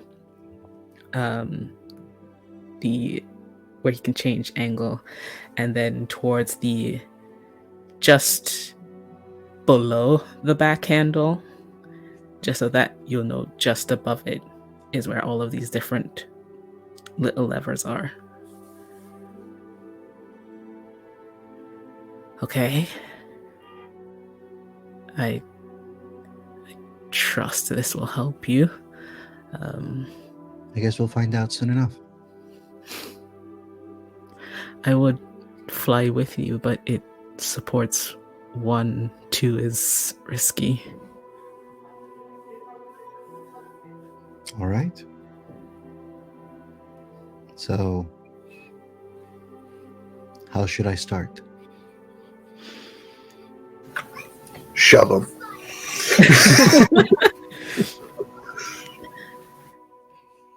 Janai will bring you towards the very edge where you can feel like that sudden uprush of wind.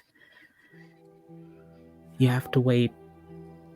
There is a very brief moment when it switches direction, and there is a pause, and in that gap, you have to leap. In less than a second, it will pick you back up again, and you have to have a solid grip, or it will rip the sail away from you, and you will be in free fall. After that, I think you know how to listen.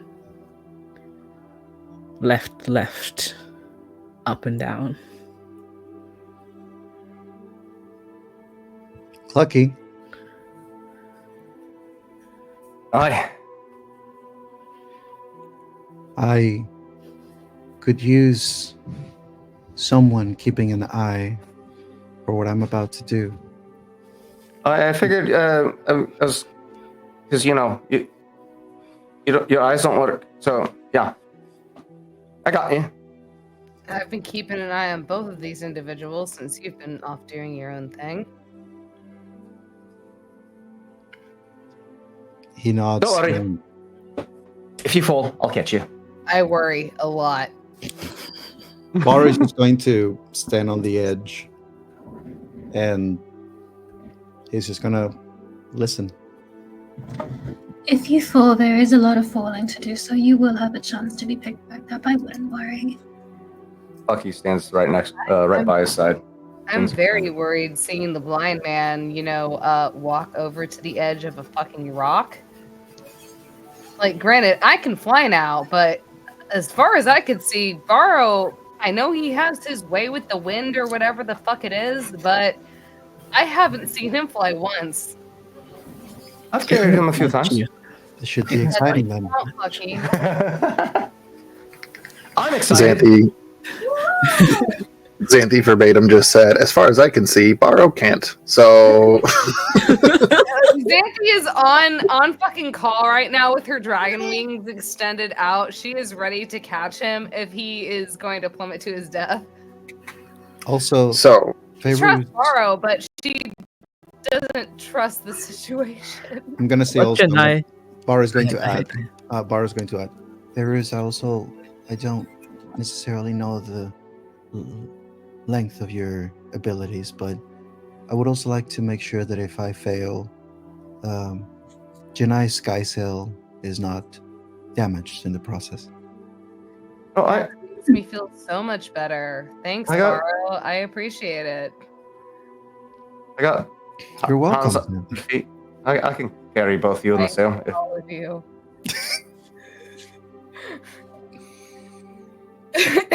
What Janai So- tells me is falling is not the worst part. It's what you might hit on the way down. Trust me, I know. I am very aware of it.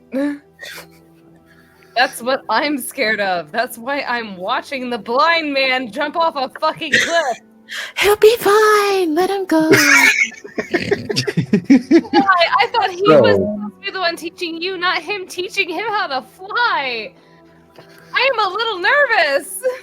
So, lining up on the edge of the floating rock that is the home of Oasia is a lion drake with a cart attached to the back of it, astride a air genasi, holding the reins, ready to take off.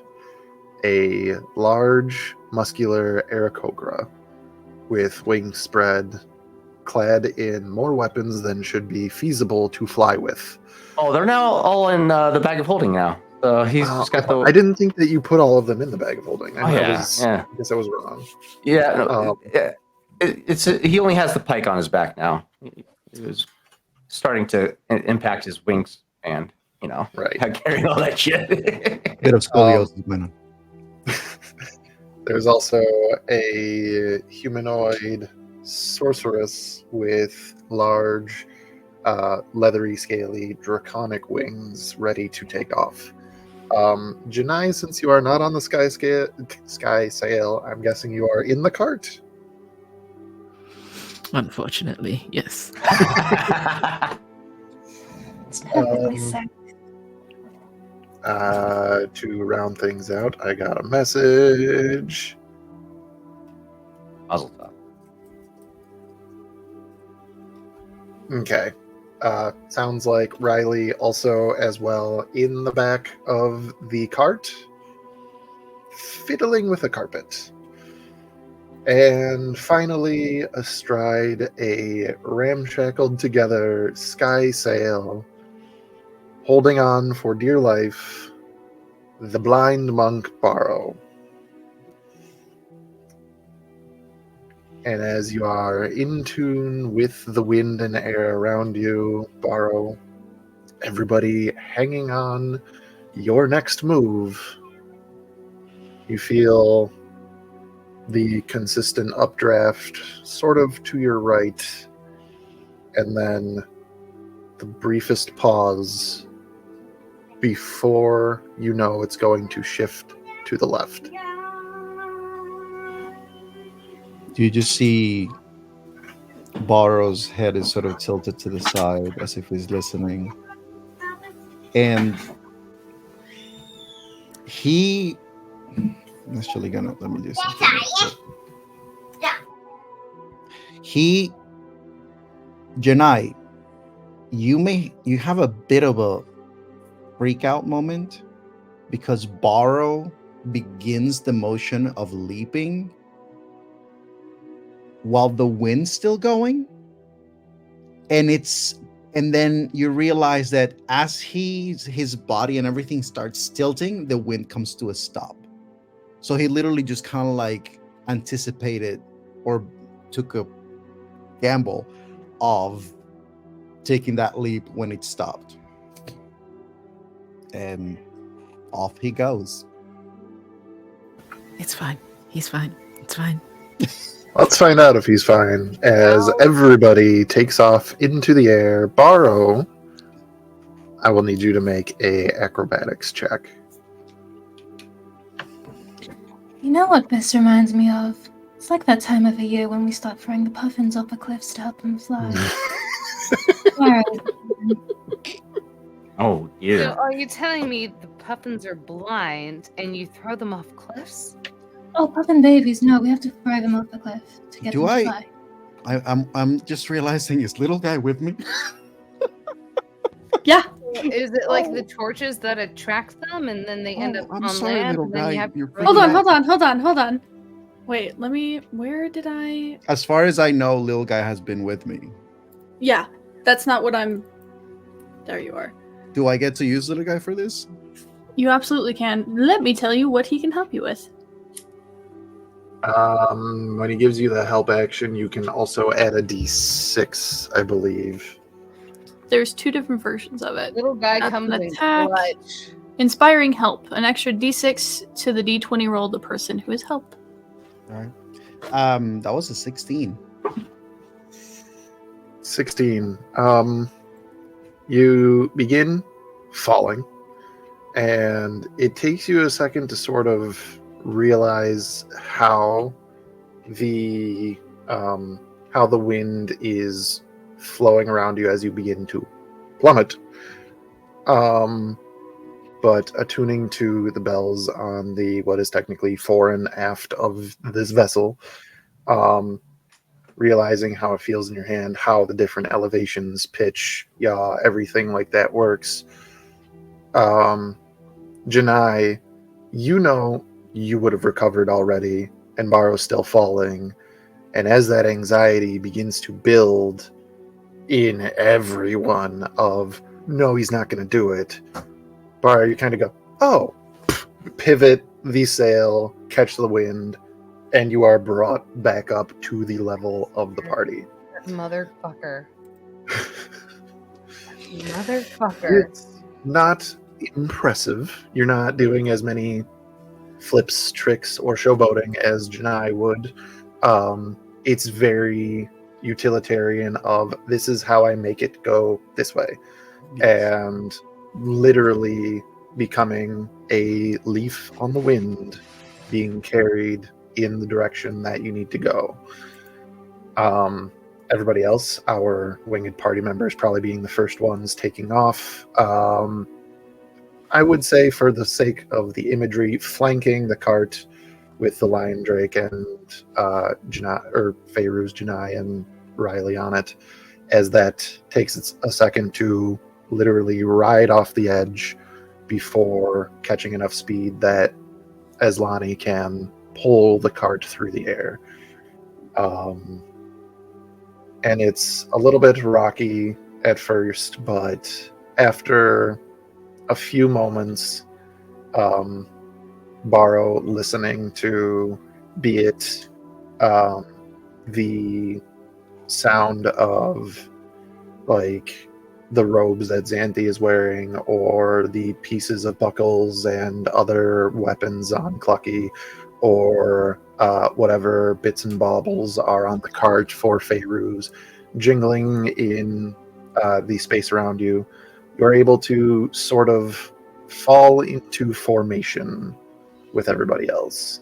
I will say Xanthi, considering how long she has traveled with Baro, she does take the effort to tap anytime that he's near, just so Baro can have some sort of perception of what is going on around the party.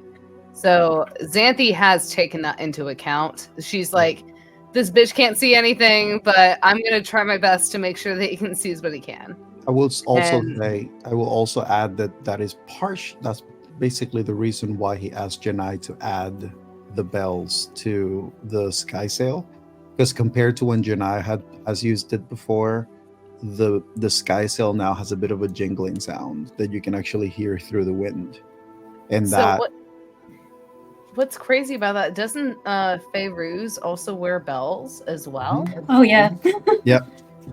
Like, she always has a jingling of bells every time she comes near. So I'm wondering if that would affect Baro. Is it actually bells, or is it just the jewelry and other No, baubles? there's bells. There's bells. There's jewelry. There's crystals. There's more smaller bells. It's I thought Fairuz wore bells on her ankles, if I'm not mistaken, just due to like her feeling and hearing the flow of the air being a. that would be Baro.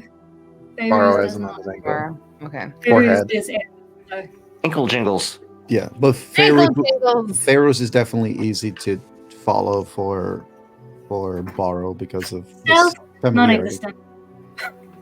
Well, he has Fairuz jingles and he has Xanthi constantly, especially when Baro is around. Xanthi does, I will say, actively knowing how Baro is, she does take taps with her staff of Booyah. She will be just kind of tapping any chance that they reach a certain point. Mainly telling Baro, "Hey, we've reached what could be considered a bookmark or a Checkpoint. checkpoint." Yeah, and so Xanthi, obviously, just since the Dino Dimension has been actively trying to allow Baro to have perception through her tapping. And I think she has kind of adapted that since knowing Baro. Bucky at this time would be just flying obnoxiously around Baro, constantly not like causing major disruptions to the air current that he's in, but causing some level of turbulence just to the shake him up. last time that Clucky tried to, embrace the way of wind, he fucking almost took out a pillar. He's just fucking with Baro at this time just to get a couple laughs in before flying normal. Xanthi just wants to make sure Baro is within vicinity, because she's just like, if Baro is here, at least he can keep a better eye on you two than I can, and I can see. So this moment happens where everybody is collectively flying together. Everybody is trying to, keep track of each other, flying through. It's a long journey. Not detailing every moment, but you guys do stop every now and then to, take a break, eat something, whatever the case may be. It's a long day of travel flying through these floating islands. I'd say probably at some point, after letting Baro get a taste of everything, Janai, Baro would probably switch places, Janai back on the sky sail, as you all kind of took off again. KJ, if you have a command word in mind, I would say that Riley takes the time to figure out how to operate the carpet. But before we quite get there, of you actually taking off with it, but you kind of like getting the mound of, oh, this sounds about right, and it's reacting. I would like everybody to roll me a perception check.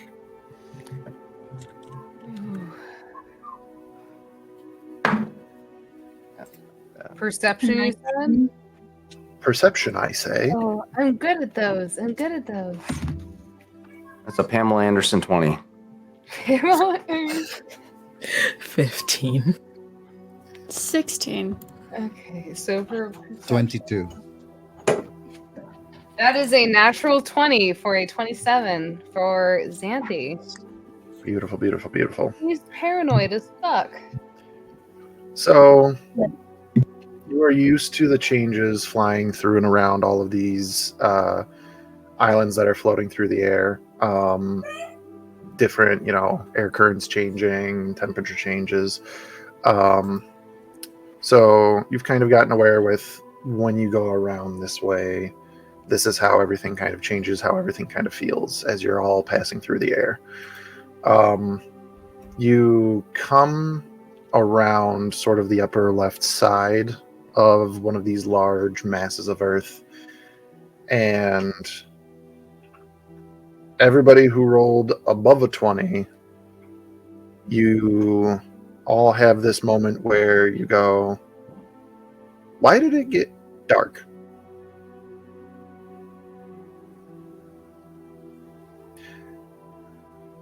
I would like everybody to now make dexterity saving throws. Natty 20. Falling island coming down on top of us. You wish it was an island. That's a 23. 21. 22. 9 plus 10. Dexterity saving throw, you said? Correct. Send your sense coming in clutch, baby. Oh, I am so fucking horrified. Hang on, there's a lot of... Okay, I'm going to guess that people started putting their dex saves in chat after Taylor said BRB still listening. Yeah. Yes. Okay. Okay. Is that everybody? 1, 2, 3, 4, 5. I'm missing one. Who didn't roll? There we go. It was Damn, 17. 174. no, that was. I meant to say 17. Xanthi it- moved so fast that she actually went to the 12th dimension just in one. That was a 15 plus 2 for a 17. Okay. Alrighty. So, Janai and Xanthi. Well, it happens to everybody as this. The first thing that happens is a surge of wind breaks the party's formation. However, Janai and Xanthi both get the blunt impact. Both of you take How much damage is that? 18 points of piercing damage. At full. Is it a dragon? Are we being attacked by a dragon right now? All right, 18 points of piercing damage. Sky chicken? Yeah, we'll go with Sky Chicken as what passed through your formation and currently has, or is currently trying to grab Janai and Xanthi, is the largest feathered creature any of you have ever seen. Oh, Chicken God. hawk? Oh, boy. God, it's bigger than Clucky. Oh, fuck. Fuck! Fuck! I will need both of you to make strength saving throws. Oh, both the strength saving? Oh, God damn it! 20. Who were the people? That's a 3. Oh, Xanthi and Janai. Phasers and not phasers. You said you got a and- 3? Xanthi got a 3, yeah. Oh, God. A 2 plus 1 for strength saving throw. Ouch! Janai, you watch as the pair of you kind of get scooped up in talons of a rock. The bird rock? You Or have like rock? the bird rock. The bird rock. You have a moment where you know that you could try to get Xanthi free. Yeah. Go ahead and make an attack roll for me and tell me how you do it. Oh god. I'm just throwing out there, Petrichor has seen a rock before. Petrichor saw a rock on a night watch in the second dimension. That's right, I remember that. I think in the moment Janai wouldn't, it's not so much trying to, I guess it is attacking the rock because I'm trying to push Xanthi out more, so I guess I'm trying to force its paw, Okay. talon. I'll take that.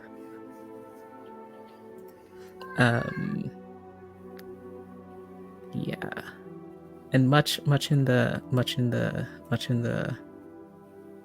way that I do, again, a shearing noise happens that cuts through the minds of people.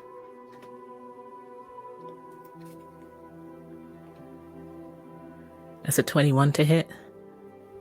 That absolutely hits. Go ahead, roll me some damage. But as the damage is happening, yeah, Xanthi, you feel this hit from Janai. There is a loud screech from this creature, and you are dropped. How many stories?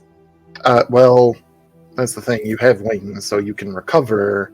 So yeah. However, Reaction. Can I do my little wing do? Can I just? well, I mean, that doesn't require a reaction. It's just you kind of catching yourself. But here's the thing. This thing is fast. Yeah, buddy. So we're going to take a 10-minute break, and when we come back, we're going to have the initiative all set up, and we're going to see what happens as in this instant, Janai is in claws that are 120 feet away from you.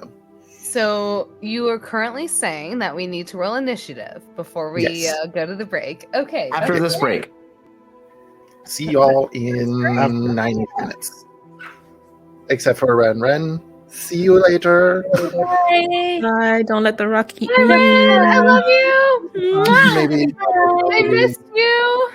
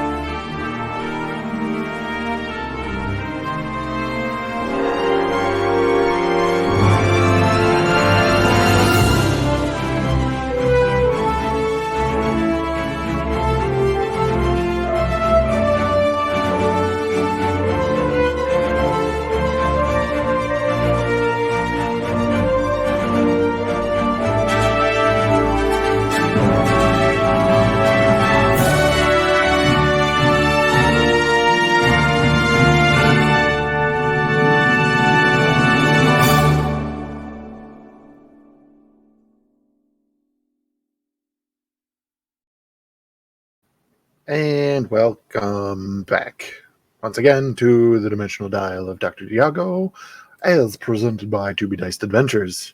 That being said, we just left as our band of adventurers literally got bombed out of the sky by a over 100-foot wingspan bird that just clobbered them and has, in this moment, absconded away with Janai, our novice monk that is traveling with the party. 120 feet away, we have some initiative that has been rolled. I'm going to push play on the music, and something reminds me that it might be loud. Pardon? Okay, I think we're good. That being said, okay. So now that I have the last person in initiative, we are going to start. I didn't roll for the rock. Ha! That's funny. Okay. I remember to roll for little guy. You did. You did way better than me. So we're going to start things off with Borrow. Alrighty then. And you said that this thing is 120 feet away? Yes.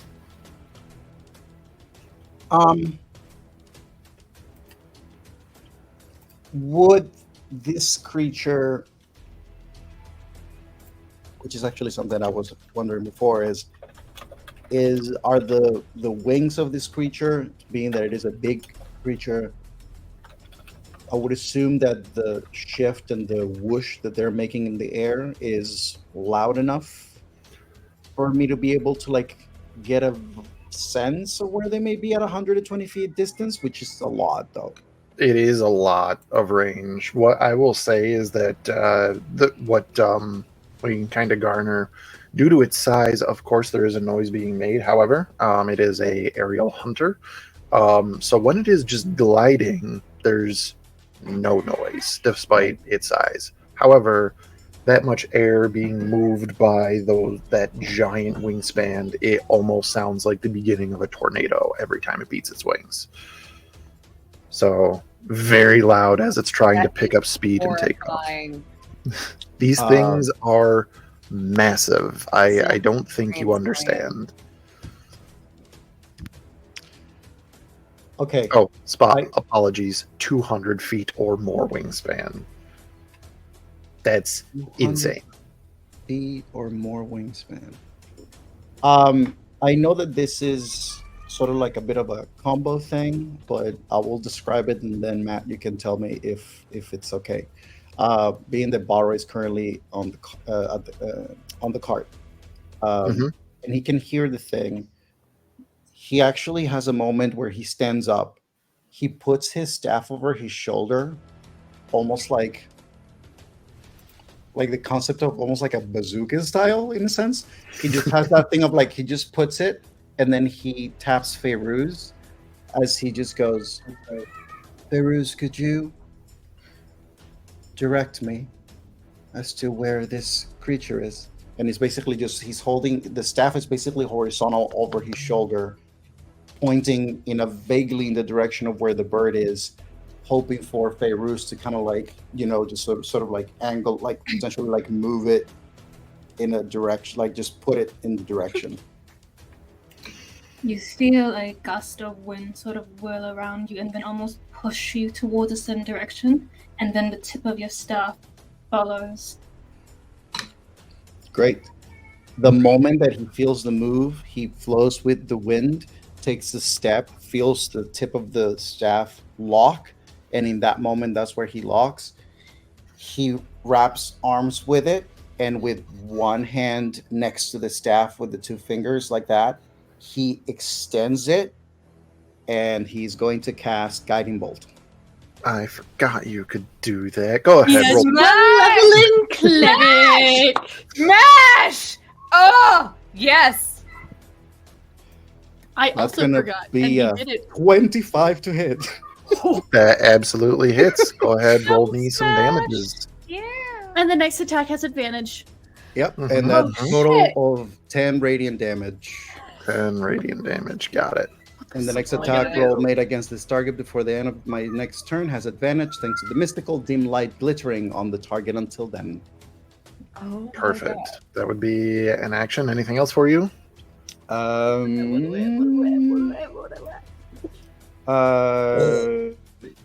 It's you said 120 feet, right? 120 Away? feet away, yeah. Okay, yeah, no, I wouldn't be able to do that. And that's rough because, I mean, like, some people might be a little further. Like, you know, you're not all stacked up on each other, but Yeah. without a battle map because I wasn't that prepared. Yeah, I Yeah. mean that's gonna be it for Bar. I think Bar, the moment that he does that and he senses it hit, it's just that moment where he stays in that position and starts to like sort of like hold himself on the cart, but his focus is on his hearing, just trying to sense like whenever the creature bats his wings, if he does any shrieks, if whoever is being captured by is it Janai that got caught or Xanthi? Janai got caught. Janai, Xanthi yeah. was pushed out of the grip. Right. So all of this is basically that he's just like focused on making sure that he's trying to follow through the direction of wherever this thing is moving. Smash. Excellent. Next up in initiative, Riley. Mm-hmm. Mm-hmm. How you doing, buddy? Great question. That's a fantastic question. God, I can't do much at a distance. It doesn't return to me as a thing. I don't want to throw shit because I can't guarantee I'm gonna get it back. Can I add something before Riley goes? Go for it. Maybe. Since I only have used my action, would Borrow be able to shout "Clucky" and then leap? Yes.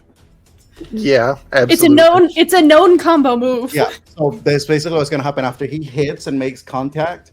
Borrow just basically has the moment where he takes a little like prep step and then shouts "Clucky," and then you just see Borrow jump, arms wide, legs wide, and just starts falling.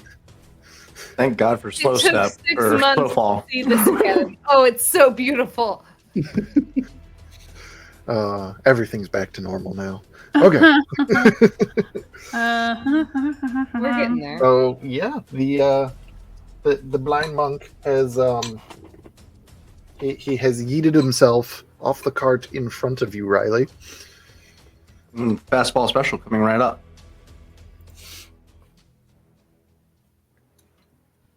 Borrow You look Sprite. grumpy. What can I do to buff people? What shit can I do? I could do that. Oh, Could but you? It's a fucking touch spell. No, I can't. This is fine. I'm fine, you guys. Are you fine? Are you sure? We're all fine. There's this one, but there's a chance that it'll hit. Not a chance. It will hit Janai as well. Is the problem? That's fine. No. It'll bug out. They're okay. Is this a touch spell? Fuck, it is. Why are all of my buffs touch? The hell? Because I feel like most buffs are touch. You know what? We're gonna pull this that I've only ever done one other time because it's the only thing I can think to do. Riley, from where she was sitting, kind of in the back corner of the cart, sees all of this happen. Sees Borrow just fucking off the cart. And I was like, okay. And flips through some of the pages of her notebook that have already had drawings and doodles and stuff, and one in particular, the wind kind of rattles through a couple pages and Riley stops her hand on one of them, and it's this oversized kind of dramatified just entity, and from that, with her hand on the page, will kind of look up, and there's a brief glow and summoned up. What's the range of this spell? How far can I do this? 90 feet? 90 feet in front of where we are, summoned into existence is a somewhat corporeal version of the drawing, and I'm casting Summon Celestial. Ooh. That's nifty. What? Beautiful. Forgot that I let you do you do petrichor things. 2 per long rest. I have to make them worth it. Summoning a celestial. So it will be the Avenger version. So it has equipped on it this wicked looking longbow. And from where it's at, it's going to pull out an arrow and take a shot. All right. I forgot I don't have dice on me. I went to go reach for a dice and I'm like, fuck, I don't have any. Hey, you know what? I have dice, these fancy dimensional dial dice that somebody in this room got for me for my birthday. You're welcome. Okay. Lucky. What am I? Although the Ranged lucky dice attack don't roll that roll. well. So your spell attack modifier. Got it. So I'm adding 4 to this roll. 19? 19 will hit. Wait, did you roll with advantage? No, I did not. Because of Guiding Bolt. Yep. Nope, it's a 19. Okay. 19 will hit. So it's Give a it range advantage. of 600 feet. Woof. Okay. 2d6 plus 2 plus the spell's level, which is 5, so plus 7. 11 points of radiant damage. Got it. This impacts the side of it. And I mean, these 2 radiant bolts that have hit it so far, not something that it's used to, so it is recoiling just out of, like, what the hell is that? It's still hanging on, like, very strong and still trying to actively get away from everybody. Will that be all, Riley? Hold, please. Holding. Hold. It's been a minute since I've played a spellcaster, you guys. Hold. Okay. Its turn is immediately after mine. We're just going to combine it, though, because I don't care. Number of attacks equal to half the spell's level, round it down. So it can make 2 attacks. We're going to attack again. Go for it. No advantage this time, unfortunately. Straight roll. That's a natural 1. Can't say it hits. Nope. You could. And then... could, but I'd be lying. You would be lying. I don't lie to You'd you be a guys. Big Ever. liar. Is that all I can Alrighty. do? That might be all I can do. What do I have in my inventory? What shit do I have stashed away? I have so much, you guys. It's kind of ridiculous. I think... And then you pull out your gun. Imagine. And then I And take I my started machine gun. blasting. That could have happened. It's true. Percy 2.0. That's it. None of my bonus Alrighty. action stuff applies. That's fair. Riley will That just brings hunker us- down into their corner to be more stably there because she can't do much. Sounds good. Next one up. What he thought was the largest bird in the sky. Clucky McCluckerson. Yeah, buddy. So, seeing Borrow leap up off of his position and hearing him call out, it already clicks. Clucky snaps into hunter mode and just breaks the sound barrier, taking off towards Borrow.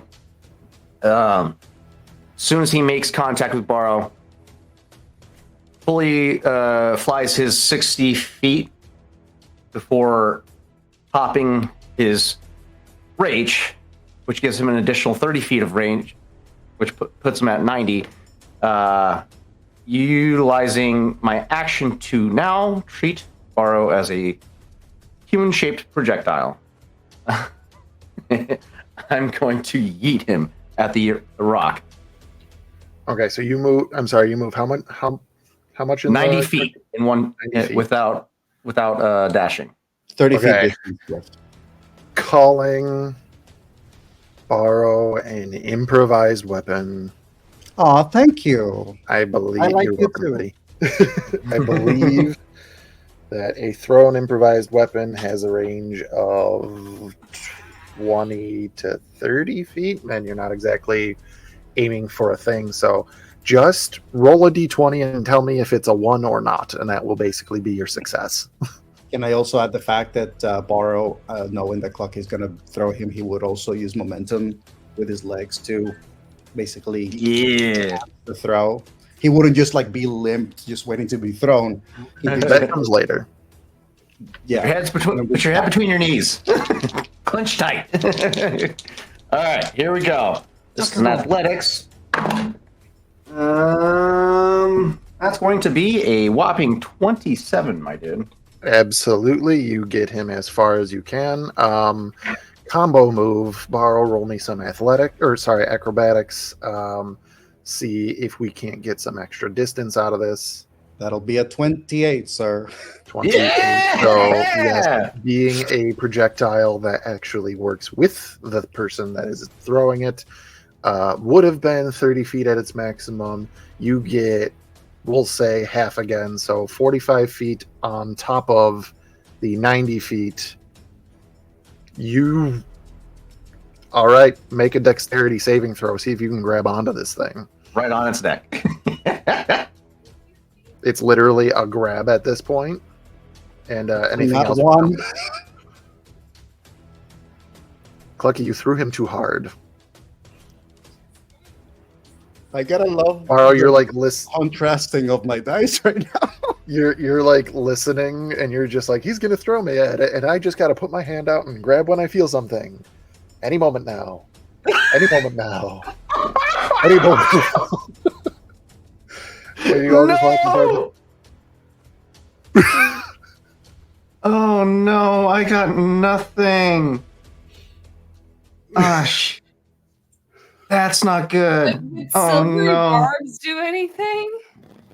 Potentially. No, it would make it worse. Oh, you have to take the worst of the two rolls. That's right. Yeah. And you can't get much worse than that one. Yeah. I mean, True. Oh, God. I don't suppose I could use a reaction with Lovathar's whip.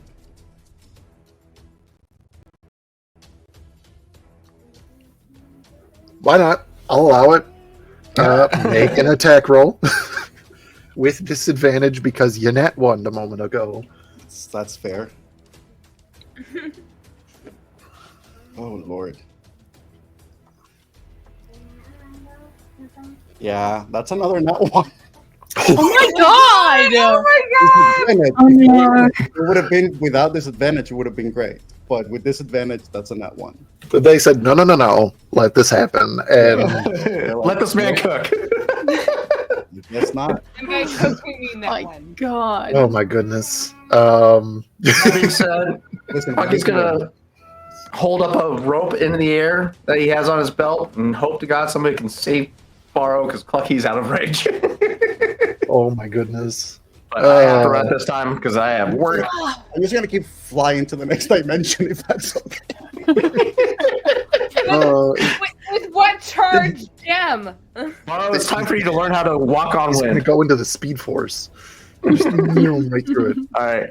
Bye, guys. Have a great rest of the session. I On can't wait that to watch the note. rest of this. See you next time. Oh, my goodness. Hang on. God. Let me get a Adjust the more layout appropriate real layout. Yeah, there we go. Here we go. A little bit better that way. Jesus. Okay. Ain't no party like a D&D party because a D&D party means stop until the monkeys yeeted through the air with nothing, without a safety net. So that was Clucky. here we go to save the day, Lil Guy, who is actually attached to Borrow. Yeah, currently, That was almost a spit take. For those who are new here, Lil Guy is something called a glowtail, which is basically a gecko that has little bit of wings that are used to glide and a tail that is a light source, and he's very helpful because he has a very calming presence. So Barrow's going to be very calm as he plummets to his death. I just imagine the little guy just like picking from the scarf and just being like, nope. Just The funny thing is, if it came down to it, he can glide to safety, so little guy will be fine. That's all that matters, really. Okay. So I'm going. He doesn't do a lot, you guys. He's gonna use helpful, so you get an extra 2d6 on your next attack. Smash. Yeah. Okay. That's fun. If you can That's- use for your next attack. That's all the homie can do. He's gonna lick his eyeball.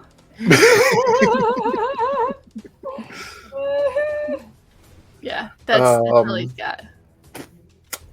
So next up in initiative would be Xanthi. Who is the closest motherfucker to me? I mean, The cart. that's an enemy, only the rock. But other than that, yeah, it would be the cart and everybody on it, who would be Feyruhuz and Riley. Clucky is about 90 feet in front of you. The rock is 120 feet in front of you. And Barrow is 145 feet in front of you and falling. Okay, so you said the rock is about 25 feet in front of me? 120. Oh, 120. Okay. Yes. You also have a figment of Riley's imagination warrior that is 90 feet in front of you. Oh yes, true. I'm just picturing like the most like elementary school drawn anime character. Wait, now I'm gonna spend some time to just pull a drawing from the internet and be like, this is what it is. It's gonna be Trogdor. All right. So you said 120 feet? Correct. All right. That this rock is from. God damn. Okay, fuck it.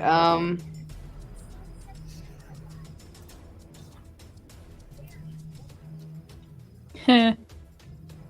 Hold on, I'm going through my spells. Give me a second. It's been a while since I played Xanthi.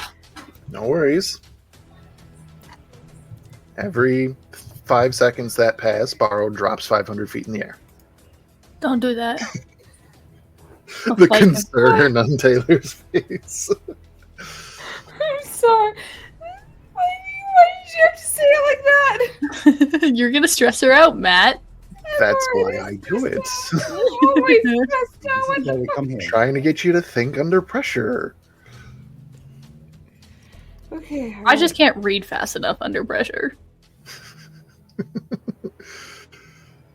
This is stuff that I learned from GMing Dread.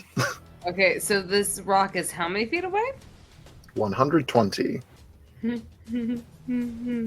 Okay. That was adorable. What unhinged madness is about to happen? So, this rock is posing a threat, correct? Actively. Actively, yes. What? Oh, God. Okay. I don't know if I want to do this or if I am just.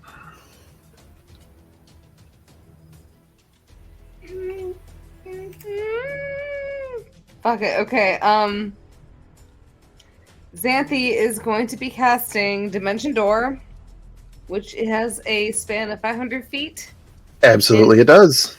And she is going to show up on this fucking rock and see what the fuck is going on and who the fuck is controlling this.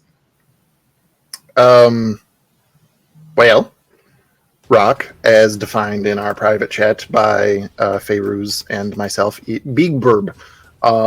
It is absolutely massive eagle-shaped creature,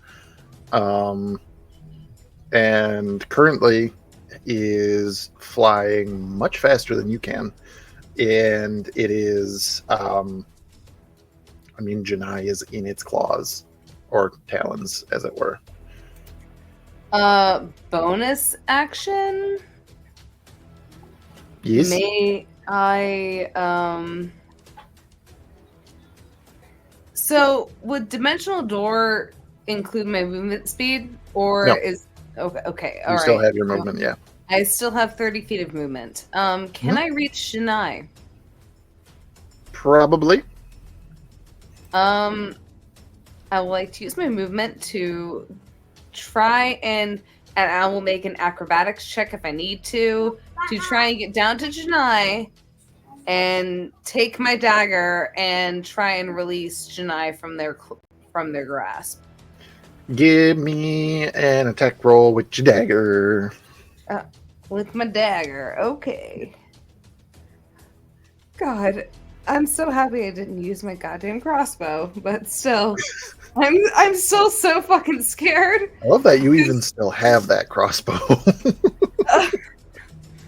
Xanthi has attachment issues. What are you saying? All right. Oh dear God. All right. I believe for her dagger +7. All right. 19. That 20, absolutely 22, hits. 23, 24, 25, 26. So a 26 to hit. That hits even more. Go ahead and roll me some damages. This is just a regular dagger, correct? Yeah, that's just 1d4 +2. Okay. So that will be a 2 + 2 for 4 points of piercing damage. Alrighty. So, knowing that you're trying to do this to free Janai, basically I'm going to roll or have this be, in a way, a concentration check for the rock to maintain its grasp. That being said, you did, I'm sorry, how much damage?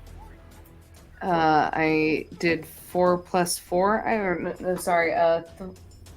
Sorry, 2 + 2. So it was 4 damage total. Okay, so I got that. That being said, the DC is 10, but could still fail. Oof.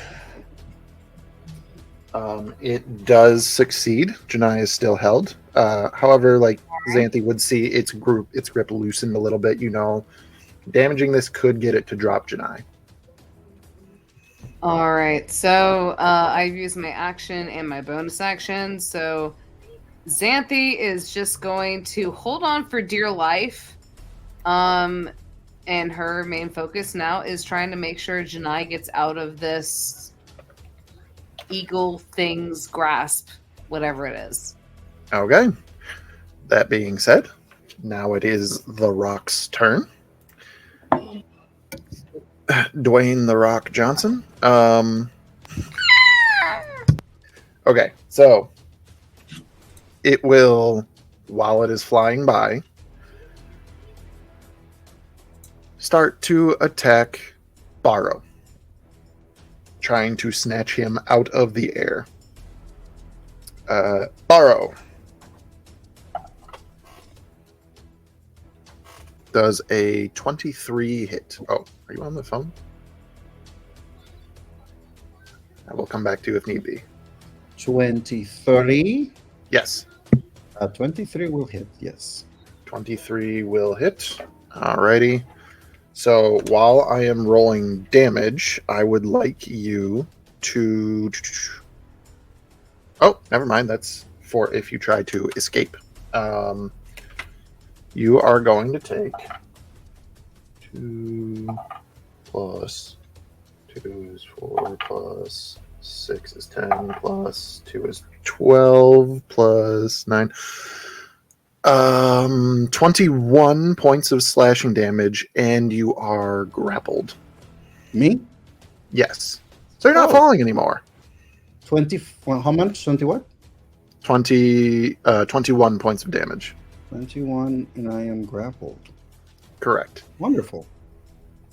Yeah. That being said, for its second attack, it's going to it already has one in each beat or one in each talon, so so it can't do that, but it's going to try to use its beak to attack. Hopefully she comes back. Xanthi! That actually might miss. That's only a 15 to hit, and I think that is definitely less because of the robes of the Magi. So it goes its giant beak trying to bite down on Xanthi, and she is able to deftly barrel roll out of the way. Did I hear a 15 to hit for Xanthi? That does not hit. Yes, correct. Alrighty. So that being said, that is the Rock's. Well, it would be the Rock's turn, but it's going to finish flying the rest of its speed. So from the cart, it is now 240 feet away. Xanthi, you are on it. Baro and Janai are being carried by it. Clucky is chasing after it. And now that has happened, and the Rock's turn is over, Feyruz, it would be you and Islani pulling the cart. I do not have stats for Islani right now. That's okay, I do. So Good. the reason Feyruz took a while was because she secured the cargo, which is the highest priority for her. I'm sorry, that's her livelihood. Yes. For a second. Naturally. So once she's done that, she is still astride Islani, and they are going to dash double Islani's flying speed, which is 60 feet, to close the distance of 120 feet. During which, Feyruz is going to use her bonus action to use her elemental gift, which gives her 30 feet of flight for 10 Beautiful. minutes. And she's going to use that to leave Islani and cross a further 30 feet of distance, which should put her within 90 feet of the rock, if that all works out. Correct. Math. Oh. I think she needs to she needed to cross 150 feet. So yes, that crosses it exactly. I calculated that. Yeah, math. Can the rock make a wisdom 18 saving throw? Probably not. Wisdom Don't saving jinx throw. it. Don't do that. You said 18? Yeah. That is 16 on the die for dirty 20. No one's going to worry Bob's on that. Tragic.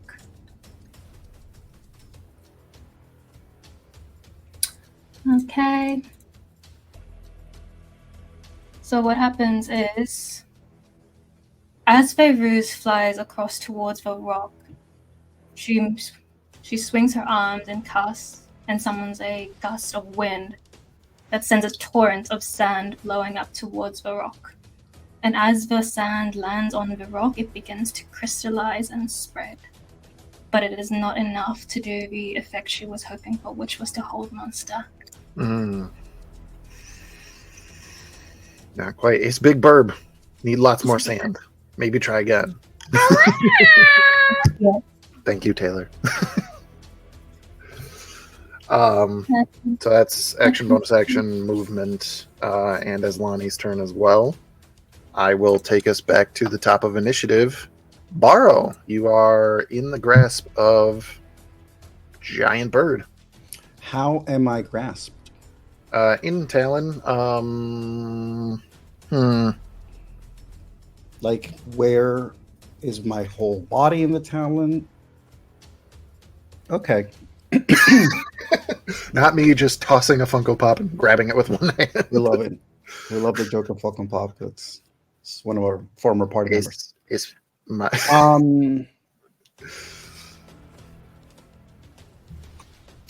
Does a 14 hit? A 14 does not hit. That sucks. Wait, is this?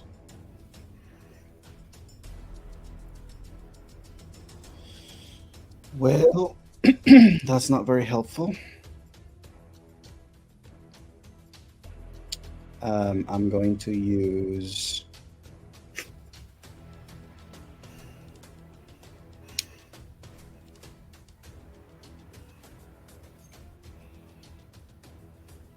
I'm going to spend a key point, and I'm going to use step of the wind to disengage. So that would prevent it from taking opportunity attacks as you left its space. You are currently grappled and restrained by it. Oh, grappled. So your speed is technically 0. So you may, by all means, use your bonus action and key for something else, but you would probably be, unless you have a way with your action to break out of it and then disengage, I would advise a different course of action. You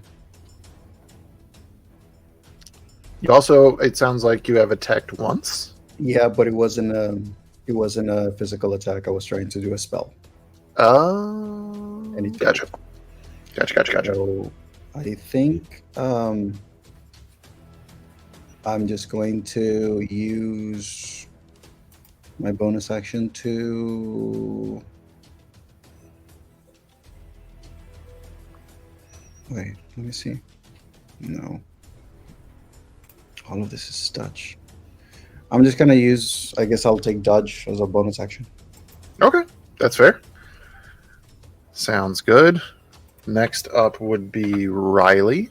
The cart is 120 feet away still, so this actually is working out pretty well that Aslani is able to use their turn to keep the cart moving at the same speed as the rock for now.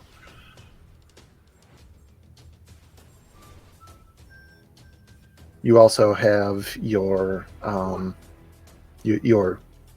anime Avenger as well.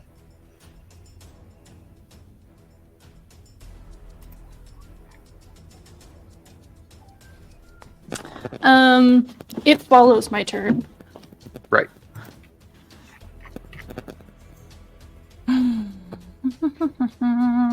Choices that destroy. Is that a touch spell? Maybe. It's not, but I'm not close enough.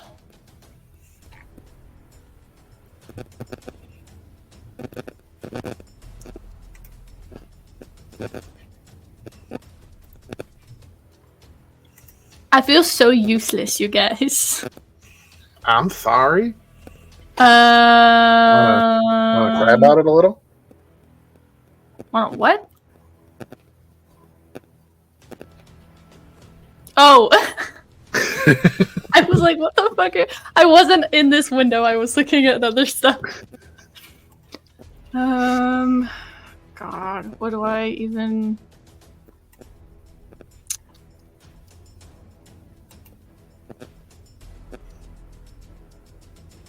I mean...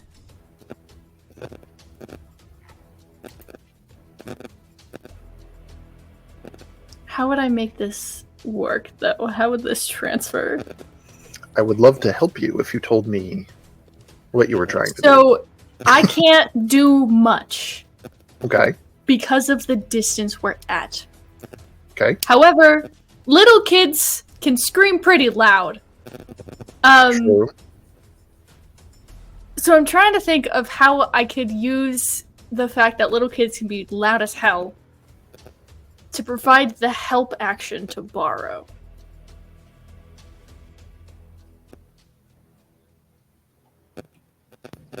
Just throw a fit. I don't know if, like, maybe trying to distract the rock or something. I don't know.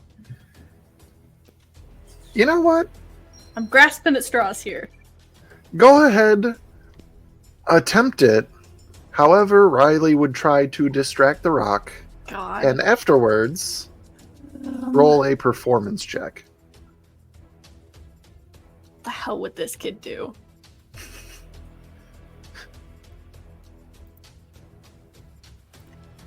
That is always the question when stabbing is not an option. For real. I think like Riley's like rummaging through her bag, trying to find anything that is helpful, even at the slightest, and just isn't finding anything but just like bits and baubles and tokens that they've been collecting along the journey.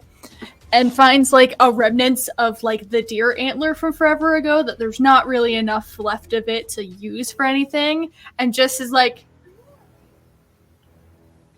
and just hucks the thing as far as she can, and just at the top of her lungs screams, "Hey, big bird, over here!" And that's it. Okay. We're gonna all encompass this into a performance check because why not? God, please. I need to stop cussing in front of the kid. God damn it. It's a 22. It's a 22. It's a 22. Okay.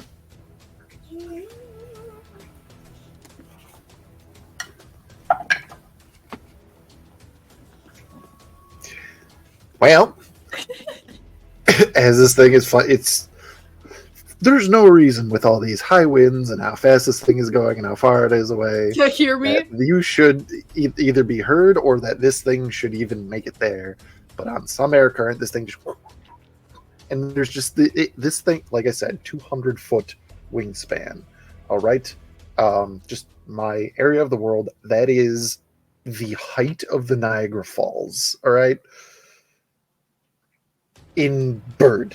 This is how much bird there is. And you eat an antler. Mm-hmm. And just... And you yell at this thing, and you're just loud and trying to be as intimidating or distracting as you can be. There is a loud squawk as those wings beat again, and you can see it starting to turn.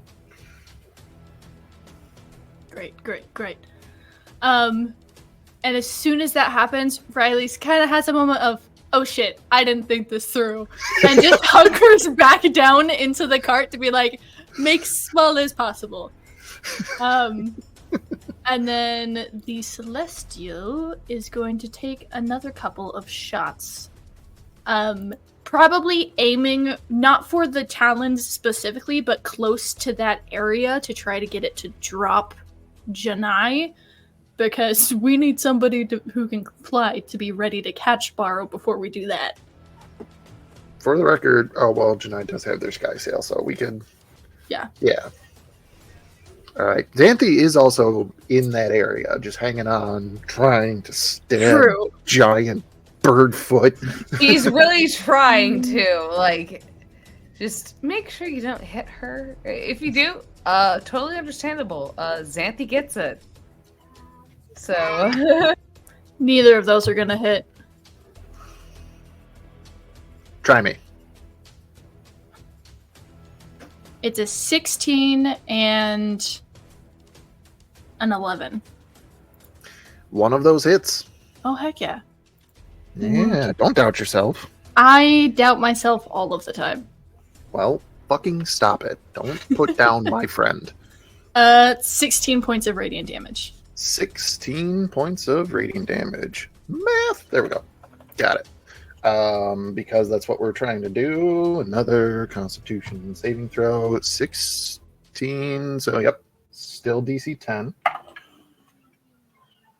does Xanthi need to make a Constitution saving throw again? Yeah. Nope. No. It does still make the con save. It is still holding on to Janai. Bitch. Ah, God Yeah. damn it. So that is so that's Riley's action. That is the Celestial Avenger. Will that be all? Yeah. Okay. Next up, Clucky, who I am just going to say is going to full speed to make it to the rock. He cannot attack it at this point, but he is at least in melee with it. Little guy.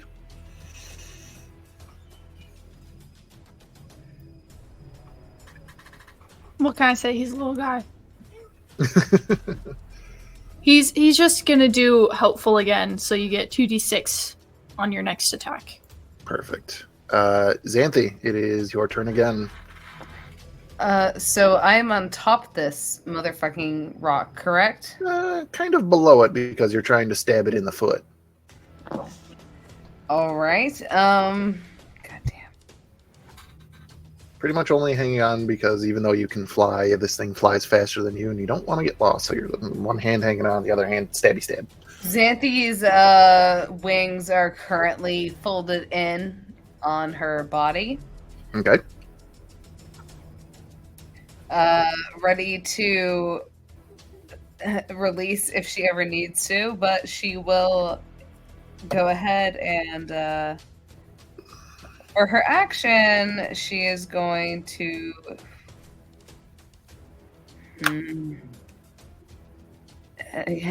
this is this giant bird again, correct? Big burb. Big burb. Okay. She is going to do lightning bolt with careful spell. Good call. Meaning that Janai automatically saves on the saving throw if well, the thing is, this is an attack roll, so it means Janai automatically saves. So Yeah. Correct. So what is your spell save DC? Ooh. So that's a 12 plus 12 for a 24? Lightning bolt is a saving throw. It's not an attack roll. No, it's not not lightning bolt, witch bolt, sorry. Witch bolt. Okay, gotcha. What yeah, was no, the... lightning bolt is right below witch bolt. I do apologize. So then you don't have to careful spell it because that's a targeted spell. So well, still, it is a 12 plus 12 for a 24. 24 to hit. That absolutely hits. And for that damage, that is 3d12 for what I have on 3rd level. Hell yeah. Yeah, so Roll me some damage. Xanthi is trying to make sure this motherfucker drops dead. 3d12. Okay, one. This is Pikachu versus the Fearow. Okay, I need to collect my dice. God damn it. Goodness gracious. But yeah, shocking this bird. It's, trying to rotate back onto the party. It lets out a loud screech as you are shocking it with lightning. And perhaps gonna make it drop at least Janai. Maybe Pearl. Just as a little thing, Borrow, on your turn, if you would like to, you could use your action to try to escape, if that is something that you want to do. Escaping a grapple is a athletics check, though.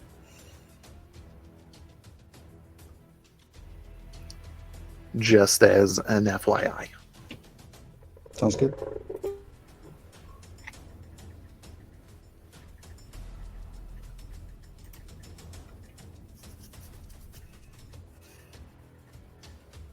So for the 3d12, it is a 9, 8, and a 4. 9, 8, and 4, so that's 9 plus 12. 21 points of lightning damage. So, got it. Okay, so you actually have a higher DC on this Constitution saving throw now. So, Wait, a higher DC than 17? you made it harder for this thing to pass its con save because you did that much damage to it. Oh. Smash. It actually fails by 1. So literally, you raising the DC was enough for it to fail. Janai begins to fall. My bonus action, may I use my the wings that I already have out to try and grab Janai? Or would that She has her sky sail. May I support Janai to like make sure that she can, or that he can activate his sky sail? Yeah, absolutely. I mean, no action required. I'll just let you do that. They're going to be going up in just a moment, but yeah, we'll see how that goes. After Xanthi, though, it is the Rock's turn. Xanthi, you made Burb angry. Bring it on. Well, you asked. Numero uno. Talon attack. That is going to be a 22 to hit. That hits. How far is Alrighty. Nancy from me? 30-ish Oh, but feet. you said that I'm grappled and restrained. Never mind. Yeah. Ignore. So Xanthi. Yeah. Ooh. 23 to hit. It hits. Plus 5 is 11. Plus 1 is 12. Plus 4 is... You take 16 plus 9. 25 points of slashing damage. All right. And you are grappled. I'm To which then... All right. Yes. So you have essentially taken Janai's spot as they are now flying through the air. That being said, it's also going to use its beak to try to bite at you as well. That is a 29 to hit. That hits. Very I much need so. My D8 now. So that is 8 plus 3 is 11. This one is 12. Plus 5 is 16 plus 9. Oh, 21 points of piercing damage as it just bites down into you. Xanthi takes it. Um, And she just literally looks at this individual with disdain in her eyes as I'm going to fucking rip you apart when I get the chance to. and it replies, So 22 points of damage? on the second hit, it was 21. 21. Oh, dear God. Okay, all right. That being said, being taunted, it now turns and flies actually past Clucky, away from Janai, and actually it would be going past Feyruz as well, heading right for Aslani. So any of those people can make opportunity attacks. I'm gonna really quick pull up Clucky's I'm character in sheet. danger. Who gets opportunity attacks? Feyruz, Clucky. Clucky, and technically Janai. That is a 24 to hit. It's a what? Or 24 to hit. Absolutely hits. 16 points of lightning damage, as I assume it just whizzes past Feyruz, and she just lifts her hand to brush against its feathers, and that's enough to deliver a shocking grasp. Okay. Alrighty. Clucky also hits. Janai misses, unfortunately. So, I'm gonna roll some damage for Clucky. Feyruz, go ahead and give me some damage for you as well. 16 lightning. 16. So, and then 16. Got it. All right. Sounds good. So yeah, Clucky, with the pike that he has, also lays into this thing as it flies by. But yeah, then it flies directly up to Aslani, the cart, and Riley. Hi. Hi. I'm in danger. Lucky for you, that is the end of the rock's turn, and it is now Yeah. Fayruz's turn. Oh shit, does your Celestial provoke attack of opportunities as well? It's a creature. I'm gonna say it does. You want to take a swing?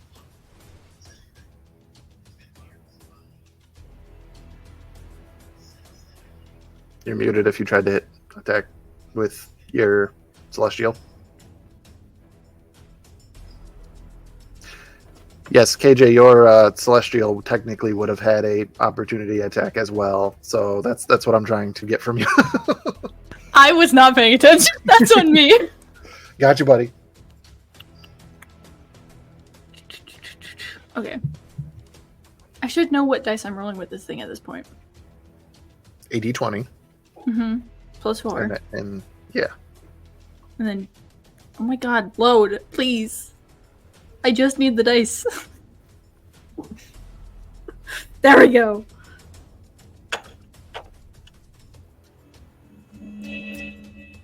$21. That absolutely hits. This thing is so loud. +7 is 16 points of radiant damage. Nice. Got it. So loud. Gotcha. Alrighty, so now, apologies, Fayruz, it is now your turn. This is fine. Fayruz is sort of rubbing her fingers together where grains of sand still reside from the torrent she sent towards Rock earlier. And she brings it close to her mouth and says, Saban, I do need all of them to reach your temple. This isn't a journey I can make alone, though I've tried. I wish Faye would turn to stone and cast Limited Wish to make this rock turn from flesh to stone. And as she says that, she blows the sand towards it. A component is not needed. Right.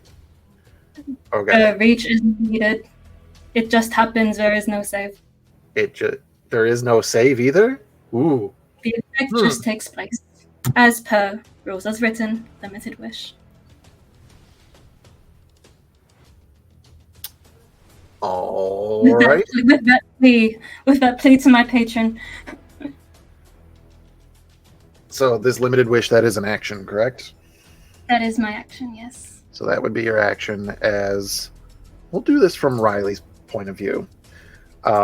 You just taunted this 200-foot wide bird. Yes, I did. That is just rotated and is flying in your direction, and you watch it trying to trying to literally tear apart Xanthi in its talons. And as it focuses on you and gets right up to your face, its beak opening wider than probably enough to probably swallow this entire cart and you whole. Mm-hmm. And as it is getting closer and closer, its color starts to shift from its normal. I'm looking at a picture of one right now. It's got like red features on it by its eyes. The head is mostly blue. There's a lot of browns and then white coloring in the feathers. All start to turn the same shade of gray as it starts to plummet out of the air. I don't think it would, because it's the size of an island. One could say it's caught in that same field that keeps it suspended.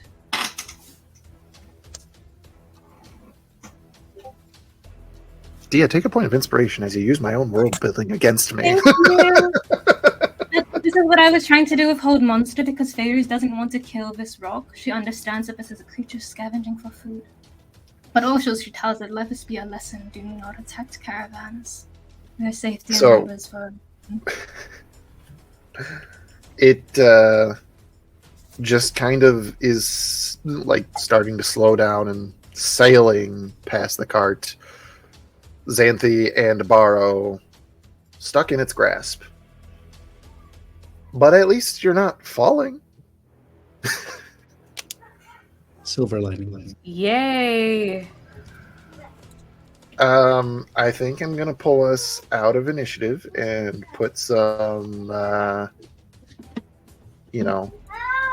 put some better ambiance on for everybody. So, just to continue a bit of the narrative motion that happened, as Riley is sitting there trying to become as small as she possibly can, and just sees this thing barreling towards her. It's that moment of, I fucked up. This is it. This is it. She's 100%, she believes she's dying in this moment. There's no way she's not. And she watches it become this rock. Huh? And Sorry. the rock. Anyway, she watches it turn to stone and stop its attack.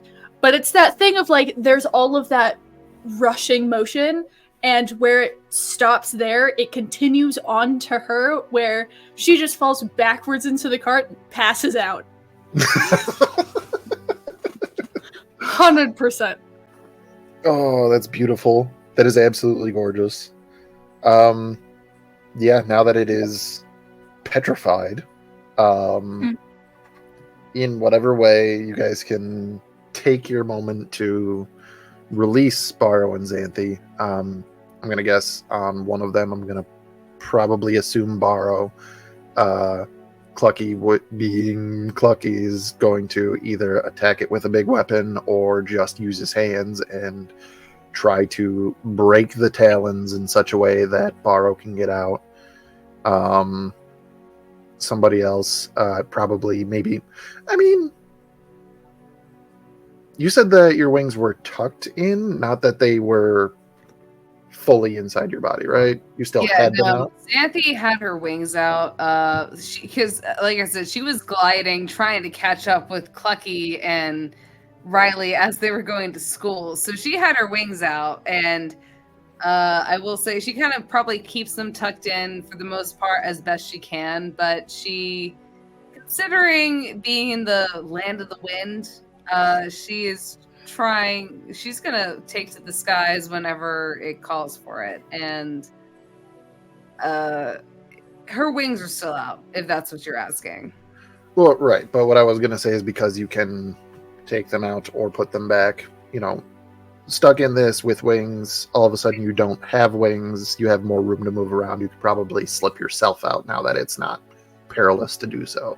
Yeah, it only takes a bonus action for her to bring the wings back. So if there is a point to where she's like, oh, I don't need these, and she dismantles, it's like, oh, this is, let me just, and she's just like, let me just like wiggle out of here, like, Xanthi would definitely take on to that, but as soon as she is out, she would probably be gliding down and a little bit anxious and paranoid, trying to find the party, not knowing where they are at this point. With just the time it takes to, do all of this, as Lonnie being, kind of a central point, not exactly the most agile, with a cart being pulled behind him through the air, you could absolutely probably land on the rock, and then, Fairuz comes back, Clucky comes back, Janai comes back, allowing you all a moment to kind of recover, figure out, all right, is everybody okay? If there's anything you guys would like to do, post combat, by all means. I'm not going to do the Clucky voice, but I'm sure that he, in some way, apologizes to Barrow for yeeting him into the unknown. It's probably something along the lines of, I did my part, I don't know why you didn't grab on, but I like yeah, so absolutely. Taking the time, and yeah, it kind of just stays this way unless because you used what, like flesh to stone basically. It And stays I this think way. that If is it, like, yeah, if it failed to save, which it did multiple times, which it would have, it is petrified until dispelled. And at this moment, Fairuz is feeling like putting it on a timeout, and it is going to stay petrified until I feel otherwise. So it's yeah, basically like those trolls in The Hobbit and Lord of the Rings that got petrified by sunlight. It's very much that. perfect.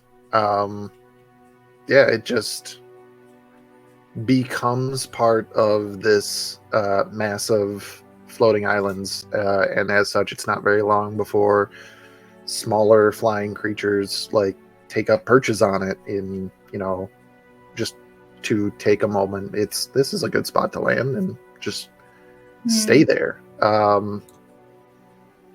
But once I don't know if anybody wants to heal up, do any other spells or anything else like that, but you are all more than welcome to continue your journey. I will say, Xanthi, upon returning back to the cart, seeing that the baby is safe and passed out Pass in the fuck out. Yeah, passed the fuck out in the cart.